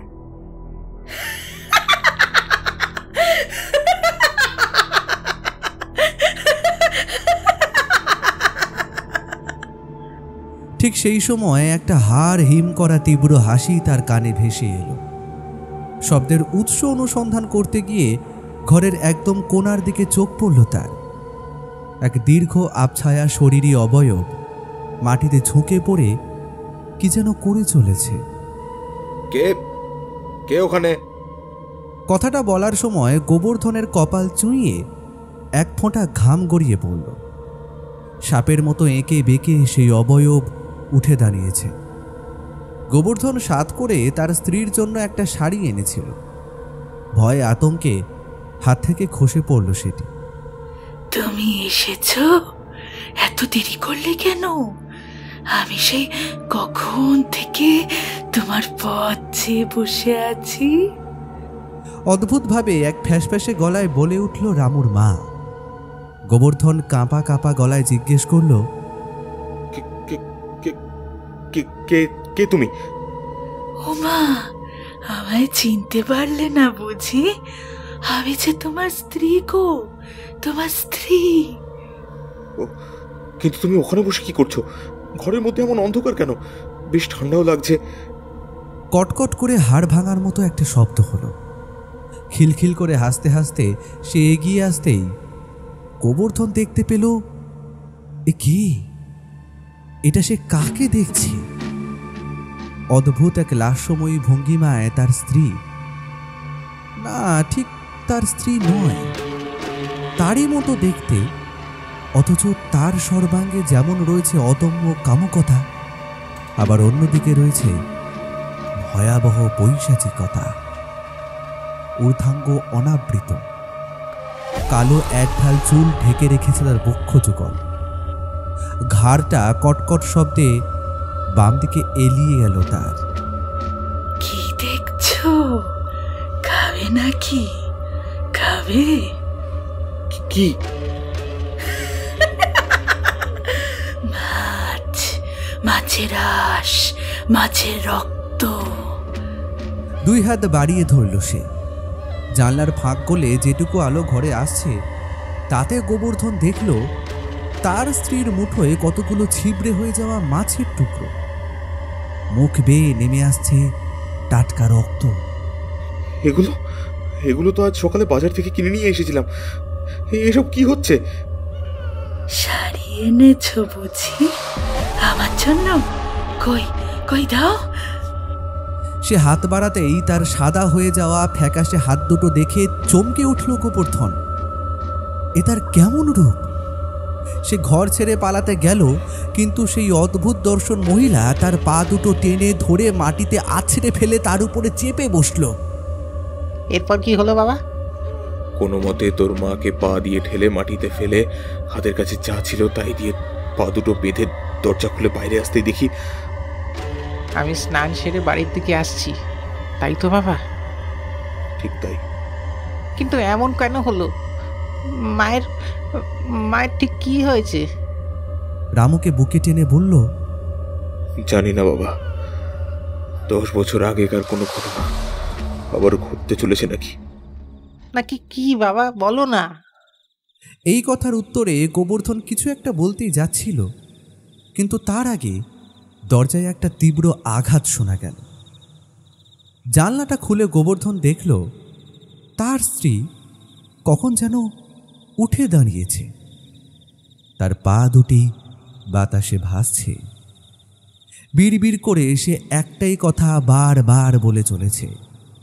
কথাটা বলতে বলতে সে দরজায় মাথা ঠুকে চলেছে। মৃত্যু মৃত্যু মৃত্যু। তবে কি আবার মৃত্যুর খেলা শুরু হলো? কথাটা বলে গোবর্ধন রামুকে বুকে চেপে ধরে ডুকরে কেঁদে উঠল। আরে কি করে হলো এসব? হাসপাতালে ভেতরে এত লোক থাকে, সকলের অলক্ষ্যে এমন ঘটনা ঘটে কি করে? এসবের জবাবদিহি কে করবে শুনি এবার? সমরেশবাবু, আপনি দয়া করে শান্ত হন। আমি আপনার মনের অবস্থাটা বুঝতে পারছি। নার্সকে ধমকের সুরে সমরেশবাবু বললেন, না পারছেন না, আপনি মোটেই বুঝতে পারছেন না। বিশ্বাস করুন, উনি যে এমন কিছু করবেন আমি সত্যি বুঝতে পারিনি। তাছাড়া ওই সময় একটু চোখটাও লেগে গিয়েছিল। চোখ লেগে গিয়েছিল মানেটা কি? আপনারা কি হাসপাতালে ঘুমোতে আসেন নাকি? আপনি থামুন দেখিনি, এখানে ওদের দোষ নেই। তবে কার দোষ শুনি? আমিও বুঝতে পারছি না, তবে আন্দাজ করতে পারছি। কি আন্দাজ করতে পারছেন আপনি খুড়োমশাই? সে ফিরে এসেছে। সে কথাটা বলার সাথে সাথে ঘরের ভেতরটা কেমন যেন ভারী হয়ে উঠল। ঘরের আলোগুলো দপদপ করে জ্বলতে জ্বলতে নিভতে লাগলো। তবে সেটা মুহূর্তের জন্যে। সে কে? ভুল করেছিলাম, আমরা সবাই বড্ড ভুল করেছিলাম। এখন সবটা মেলাতে পারছি। আরে কি মেলাতে পারছেন? সবটা খুলে বলুন তো খুড়োমশাই। মাঝে প্রায় একটা গোটা দিন কেটে গিয়েছে। ইতিমধ্যে পুলিশ এসে শেফালির ডেড বডি ময়না তদন্তের জন্য নিয়ে গিয়েছে। প্রত্যুত্তরে খুড়ো কিছু একটা বলতে যাচ্ছিলেন, ঠিক সেই সময় দুজন ব্যক্তি নিজেদের মধ্যে কথা বলতে বলতে এদিকেই এগিয়ে আসতে লাগলো। কানে ভেসে আসছে তাদের কথোপকথনের কিছু অংশ। তাদের মধ্যে একজন ডক্টর দেবব্রত, কিন্তু অপরজনকে অন্তত খুড়ো কিংবা উপস্থিত যাত্রা দলের বাকিরা কেউ চেনে না। তবে তাকে দেখে কাল রাতের সেই ডিউটিরত নার্সের চোখ দুটো উজ্জ্বল হয়ে উঠল।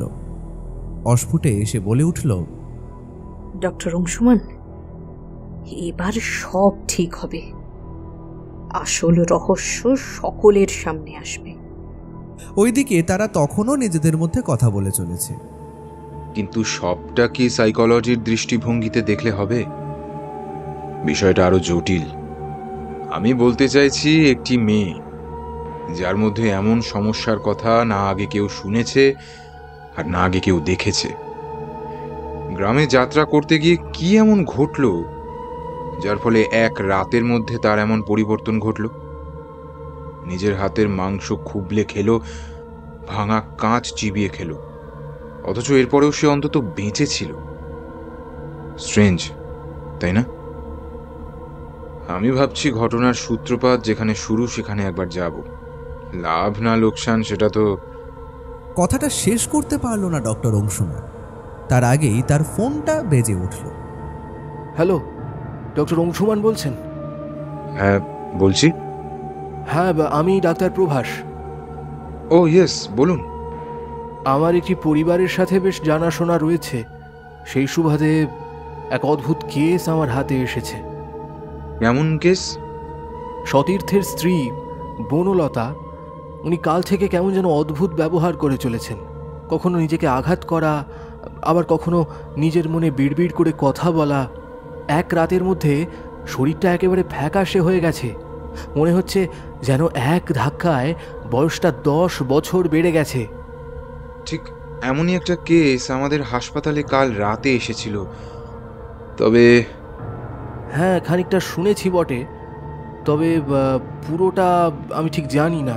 এটুকু জানি যে যাত্রার যিনি অভিনেত্রী ছিলেন তিনি হঠাৎ অসুস্থ হয়ে পড়ায় মাঝপথে যাত্রা বন্ধ করা হয়েছিল। বাকিটা খুব তাড়াতাড়ি খবরে পড়বেন, সাংবাদিকরা এলো বলে।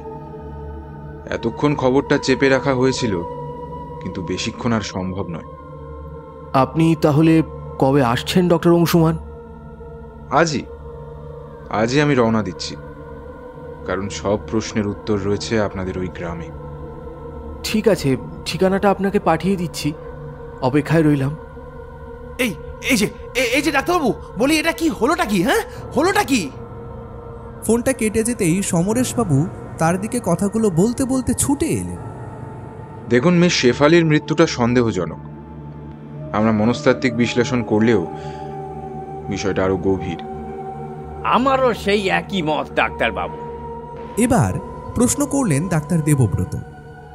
আন্দাজ করতে পারছি, তবে সেটা ঠিক কি না হলফ করে বলতে পারি না। টুং করে মেসেজ বক্সে একটা টেক্সট মেসেজ ঢুকতেই ডাক্তার অংশুমান সেটি খুড়োর সামনে মেলে ধরল। দেখুন তো, এই ঠিকানাটা চেনেন? খানিকক্ষণ দেখার পর খুড়ো বলে উঠল, এটা তো সতীর্থের বাড়ির ঠিকানা। ওর আবার কি হলো? ওনার না, ওনার স্ত্রীর। খানিক আগেই আপনাদের গ্রামের একজন ডাক্তার, আমার পরিচিত যদিও, ডক্টর প্রভাস আমায় ফোন করে ওই বাড়িতে পেশেন্টকে দেখতে যাওয়ার অনুরোধ করেন। ঠিক আছে, আমি আপনাকে নিয়ে যাব। তাহলে তো ভালোই হয়। ঠক ঠক শব্দটা ধীরে ধীরে দুমদুম শব্দে পরিণত হয়েছে।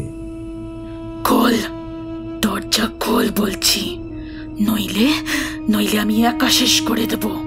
খোল। আর বোধহয় রক্ষে নেই রামু, সকলে জেনেই যাবে। মুহূর্তে মুহূর্তে ঝড়ের বেগে আছড়ে পড়ছে আঘাত। ঘরের বাইরে ধীরে ধীরে জটিলতা বাড়ছে। ও মা, এ কি অনাসৃষ্টি কাণ্ড বলে দেখিনি? এমন ঘটনা কালকেই ঘটেছে। বলো কি হে? হ্যাঁ বৌদি, পুরো বলতে মানা করেছিল যদিও, কিন্তু এখন তো উপায় নেই। গোপেন ঠাকুরপো, যেটা কাছে দেখিনি। কাল মাঝ পথে যাত্রা বন্ধ হয়ে গেছিল, এই খবর সকলেই প্রায় জানে। কিন্তু কারণটা কি জানো? ওই যে শেফালি, ও যে সীতার পাঠ করছিল, তাকে কেউ ভর করেছিল। এর মধ্যে সে কি দৃশ্য, কি বলবো! ভাঙা কাঁচ চিবিয়ে চিবিয়ে খাচ্ছিল, চোখের মনি সাদা। ওকে তো সকালে হাসপাতাল নিয়ে গেল খুড়ো আর দলের বাকিরা। আমি ফিরে এলুম, এখন দেখি রামুর মায়েরও একই অবস্থা। খোল খোল বলছি, নইলে একে মেরে ফেলবো। জানলাটা বাইরে থেকে টেনে খুলতেই সকলে দেখতে পেল ঘরের ঠিক মাঝে রামুর মা দাঁড়িয়ে। সে নিজের গলার কাছে মাছ কাটার ধারালো বটি ধরে রয়েছে। না না লক্ষ্মীটি, এমনটা করো না, বলে উঠল গোবর্ধন। হঠাৎ রামুর মায়ের গলার স্বর গেল বদলে। কান্না ভেজা গলায় সে বলে উঠল, ও কাউকে বাঁচতে দেবে না, কাউকে না, আমাকেও ছাড়বে না। মুহূর্তের মধ্যে আবারও এক পৈশাচিক গর্জন ভেসে এলো। একে আমি নিয়ে যাবই, দম থাকলে আটকে দেখো। গোবর্ধন আর দেরি না করে দরজার কাছে ছুটে গেল। এক হ্যাচকা টানে দরজাটা খুলতেই চোখের নিমেষে রামুর মা তার গলায় আঁশ বটি চালিয়ে দিল। ফিঙ্কি দিয়ে রক্ত ছিটকে পড়ল গোবর্ধনের মুখে। রামুর মায়ের শরীরটা থরথরিয়ে কাঁপতে কাঁপতে মাটিতে লুটিয়ে পড়ল। মা মা মা। রামু ছুটে এসে মায়ের রক্তাক্ত শরীরটার উপর ঝাঁপিয়ে পড়ল। গোবর্ধন তখনও পাথরের মতো নিশ্চল হয়ে দাঁড়িয়ে রইল। খানিকক্ষণ পর তারও সংজ্ঞাহীন শরীরটা মাটিতে ধপ করে লুটিয়ে পড়ল। ডাক্তার ডাক্তার, এসেছিস তুই? একে বাঁচাবি বুঝি? পারবি না পারবি না পারবি না, চলে যা চলে যা। খানিকক্ষণ আগেও তো ঘুমোচ্ছিল, হঠাৎ করেই এমন করছে। এসব কি কাল রাত থেকে শুরু হয়েছে? হ্যাঁ ডাক্তারবাবু। বনলতার খাটের সামনে খানিকক্ষণ থম মেরে দাঁড়িয়ে রইল মনোরোগ বিশেষজ্ঞ ডাক্তার অংশুমান। এরপর সতীর্থের দিকে চেয়ে বললে, আমার পেশেন্টের সঙ্গে একটু একা ছেড়ে দিন, আপনারা বরং বাইরে যান, সময় হলে আমি ডেকে নেব। একে একে খুড়ো, সতীর্থ, তার মা এবং গ্রামের সেই ডাক্তার প্রভাস দরজার বাইরে গিয়ে দাঁড়িয়ে দরজাটা টেনে দিল।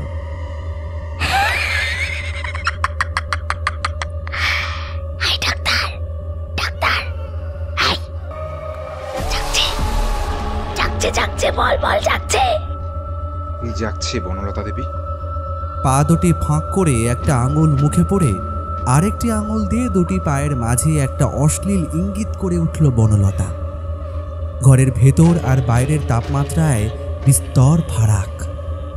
সময়টা শীতকাল ঠিকই, কিন্তু ঘরের ভেতরের তাপমাত্রা এতটাই শীতল যেন সারা শরীর জমে যাচ্ছে।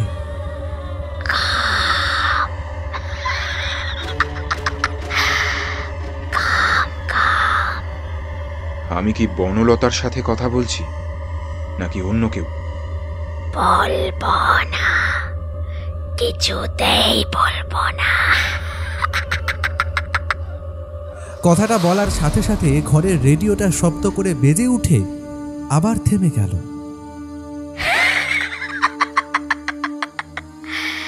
ডাক্তার, পারবি না রে, পারবি না, কাউকে বাঁচাতে পারবি না।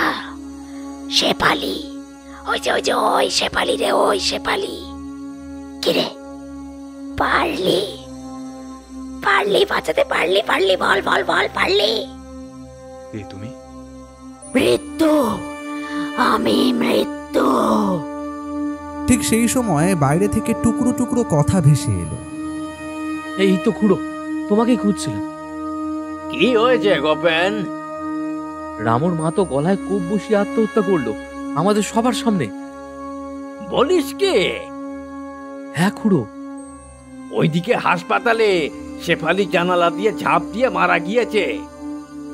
বলো কি খুড়ো? হ্যাঁ, আর বলছি কি, তবে আমি জানি এ কার কাজ। এদিকে ঘরের মধ্যে ডাক্তার তার পকেট থেকে পেন্ডুলামের মতো একটা দুলতে থাকা ঘড়ি বার করে বনলতার সামনে মেলে ধরল।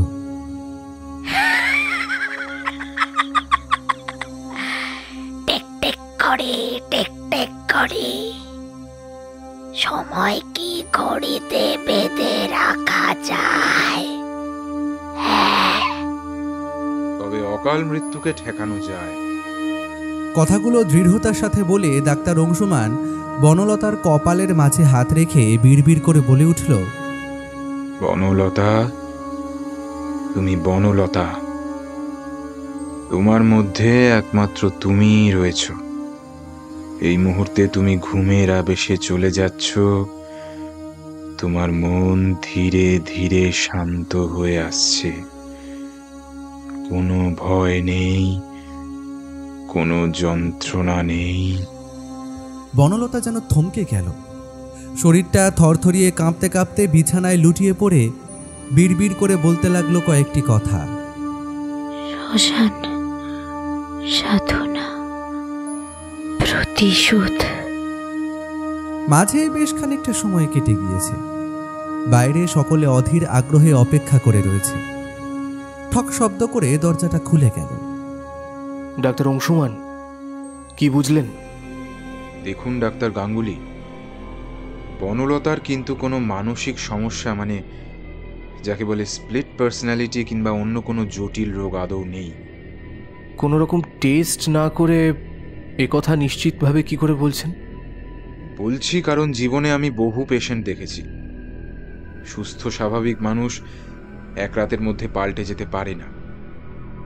ওকে কেউ নিজের বশে এনেছে। কেউ কোনো রকম তন্ত্রমন্ত্র বা কালো জাদুর মাধ্যমে এমন কোনো অপশক্তিকে ডেকে এনেছে যে একের পর এক মানুষকে নিজের শিকারে পরিণত করছে। হিপনোসিসের মাধ্যমে আমি জানতে পেরেছি যে সেই কালো শক্তি মানুষকে তার জীবনের ব্যক্তিগত সমস্যাগুলোকে সামনে এনে মরতে প্রভাবিত করে।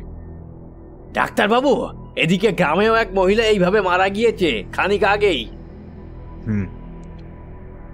আরো অনেকে শিকার হবে, ওকে আটকাতে হবে। আচ্ছা, কাছাকাছি কোনো শ্মশান রয়েছে? হ্যাঁ, সে আছে, কিন্তু কেন বলুন তো? বনলতাকে সম্মোহন করে আমি 3টে বিষয় জানতে পেরেছি: শ্মশান, তন্ত্র আর প্রতিশোধ। আমি আগেই আন্দাজ করেছিলাম এটা বিষের কাজ। পুরো এটা সেই বিষ না যে কিনা ভূত প্রেত নামাতো, কালা জাদু করতো, যার কারণে 10 বছর আগে আমরা তাকে গায়ে থাকতে দিইনি? হ্যাঁ গোপেন, ঠিক তাই। চলো সকলে মিলে চলো, আমি জানি তাকে সেখানেই পাবো। গাঁয়ের লোক খুড়ো এবং ডাক্তার অংশমান শ্মশানের দিকে রওনা হলো। রয়ে গেল ডাক্তার প্রভাস, কারণ বনলতা কখন কি করে বসে তার তো কোনো নিশ্চয়তা নেই। শ্মশানের অন্ধকারাচ্ছন্ন ছোট্ট টালির ঘরটির মধ্যে টিমটিমে মোমের আলোয় মাটিতে এক দীর্ঘ ছায়া পড়েছে। ছায়া শরীরটি দুলতে দুলতে কি যেন মন্ত্র পড়ে চলেছে। মেঝেতে শ্মশানের মৃতদেহের ছাই দিয়ে পঞ্চভুজাকৃতি এক তন্ত্রচক্র আঁকা রয়েছে। তার মাঝে একটি মানুষের করটির উপর লাল সিঁদুর লেপে দেওয়া রয়েছে। রুগ্নপ্রায় মানুষটিরও সারা শরীর জুড়ে তেল এবং সিঁদুর লেপে রয়েছে। মাথার চুল সজারুর কাঁটার মতো খাঁড়া। অপমান, বিষেকে অপমান, মরবি, একে একে সবাই মরবি, কেউ বাঁচবি না। পাশে পড়ে থাকা একটা ছুরি নিয়ে নিজের হাতের ওপর চালিয়ে দিয়ে গড়িয়ে পড়া উষ্ণ তরল ওই চক্রের মধ্যে থাকা কঙ্কালের মুন্ডুটির ওপরে রাখল সে। ওইদিকে রক্তের ফোঁটা হা হয়ে থাকা কঙ্কালের মুখের ভেতর পড়তেই বনলতার শরীরটা চিৎকার করে বার কয়েক কেঁপে উঠল। মৃত্যু, স্বয়ং দেবী শাকিনীকে আহ্বান করে ডেকেছি আমি। দিয়েছি মানুষের রক্তের ভেট, বিনিময়ে সে প্রাণ কেড়ে নিয়েছে, আরো নেবে, আরো নেবে। জয় মা, জয় মা, জয় মা, জয় জয় জয় জয় মা, জয় মা। বাড়িটার ওপর কা কা শব্দে উড়ে চলেছে কয়েকটা কালো দাঁড় কাক। লোকটা 2 হাত মাথার ওপর তুলে বলে উঠল,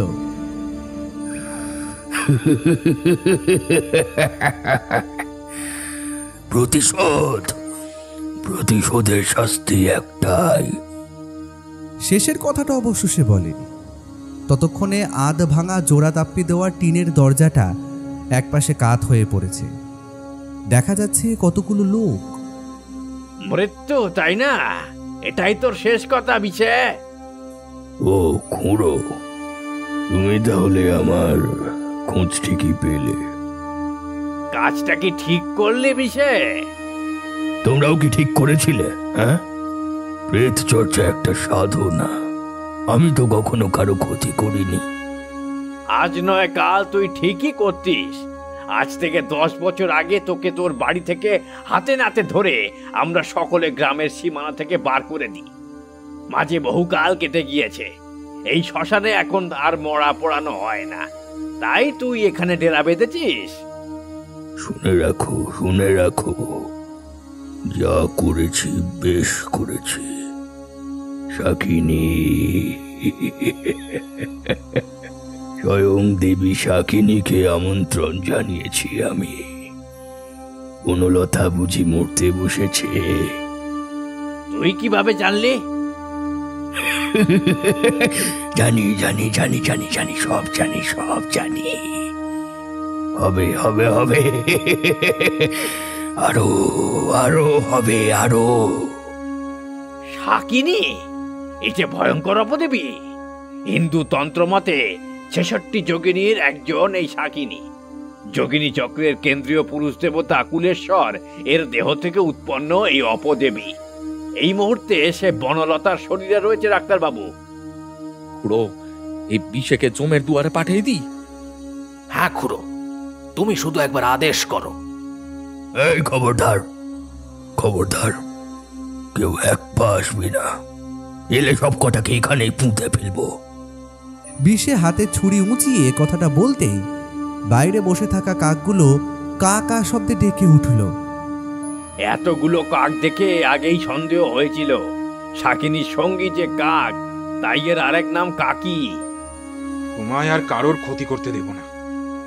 প্রতিশোধের নেশায় তুমি এতগুলো মানুষকে বলি করতে পারো না। কথাটা বলে ডাক্তার অংশুমান তার উপরে ঝাঁপিয়ে পড়ল। এমন আকস্মিক ঘটনার জন্য বিষে মোটেই প্রস্তুত ছিল না। দুজনে মাটিতে পড়ে ধুলোয় গড়াগড়ি খেতে লাগলো। অনেক হয়েছে, এবার তোমায় পুলিশের হাতে তুলে তবেই দম নেব। স্যার, স্যার, আমায়, তুই আমার কিচ্ছু করতে পারবি না। আমি তোকে শেষ করে দেব, শেষ করে দেব তোকে। দুটি দেহ গড়াতে গড়াতে একসময় সেই পঞ্চভুজের মাঝে আসতেই ছাই দিয়ে আঁকা সেই চক্র মুহূর্তের মধ্যে নষ্ট হয়ে গেল। মরার খুলিটা গড়িয়ে পড়ল একদিকে। ডক্টর, ডক্টর, ডক্টর আর নয়, এইবার তোর শেষ। ডাক্তারের বুকের ওপর বসে বিষে ছুরিটা তার বুকে বসাতেই যাবে, ঠিক সেই মুহূর্তে অংশুমান তার তলপেটে দুটি পা গলিয়ে সজোরে তাকে সামনের দিকে ঠেলে দিল। মুহূর্তের মধ্যে বিষের হাতে ধরা ছুরি নরম মাটিতে গেঁথে গেল। বেরিয়ে থাকলো তার ধারালো ফলা। বিষে আবারও উঠে দাঁড়ানোর আগেই তার পা দুটি ধরে হ্যাঁচকা টান দিতে বিষে সোজা গিয়ে পড়ল ছুরির ফলার ওপর। মুহূর্তের মধ্যে সেটি তার গলা এফোর ওফোর করে দিল। ডাক্তারবাবু, ডাক্তারবাবু, বিষে? দুর্ঘটনা ছিল, ইচ্ছে করে কিছু হয়নি। আর তোরা কেউ মুখ খুলবি না। চক্র ভেঙে গিয়েছে, সাধকের মৃত্যু ঘটেছে, এবার সকলে মুক্তি পাবে। খুড়োর কথা শুনে সকলে চুপ করে দাঁড়িয়ে রইল। ওইদিকে বনলতার শরীরটা শূন্যে ভাসতে লাগলো। খানিক বাদেই কাঁপতে কাঁপতে বিছানায় লুটিয়ে পড়ল। তার হা হয়ে যাওয়া মুখ থেকে বেরিয়ে এলো একরা সাদা ধোঁয়া। মুক্তি, মুক্তি, মুক্তি। ঘরের আসবাবপত্র ঝনঝন শব্দ করে কেঁপে উঠল। সামনের জানলার কাঁচ সশব্দে ভেঙে যেতেই ধড়মড়িয়ে বিছানা থেকে উঠে বসল বনলতা। আপনি ঠিক আছেন তো বনলতা দেবী? ডাক্তারবাবু, আপনি?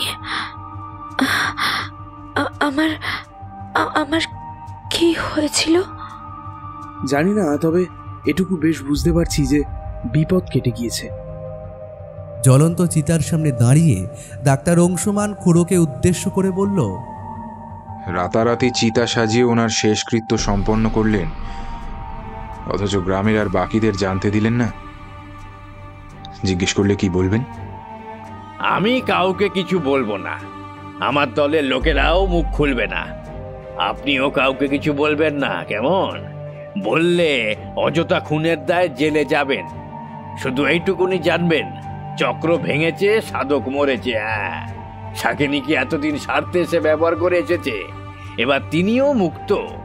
আসলে মৃত্যু, মৃত্যু যে একমাত্র মুক্তির পথ। বিশ্বের আত্মার শান্তি কামনা করি।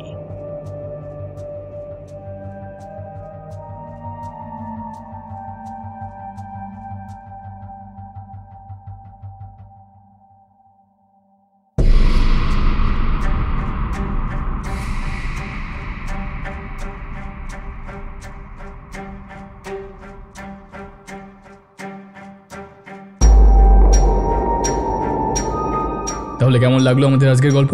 নিশ্চয়ই জানাবেন আমাদের। কিভাবে জানাবেন? আমাদের কমেন্ট সেকশন আপনার জন্য খোলাই রইল। তাহলে আজকের মতো এতটুকুই। সামনের সপ্তাহে আরও একটি দারুণ গল্প নিয়ে ফিরে আসবে টিম ফ্রিকি ফ্রাইডে স্টোরিজ। খুব ভালো থাকবেন।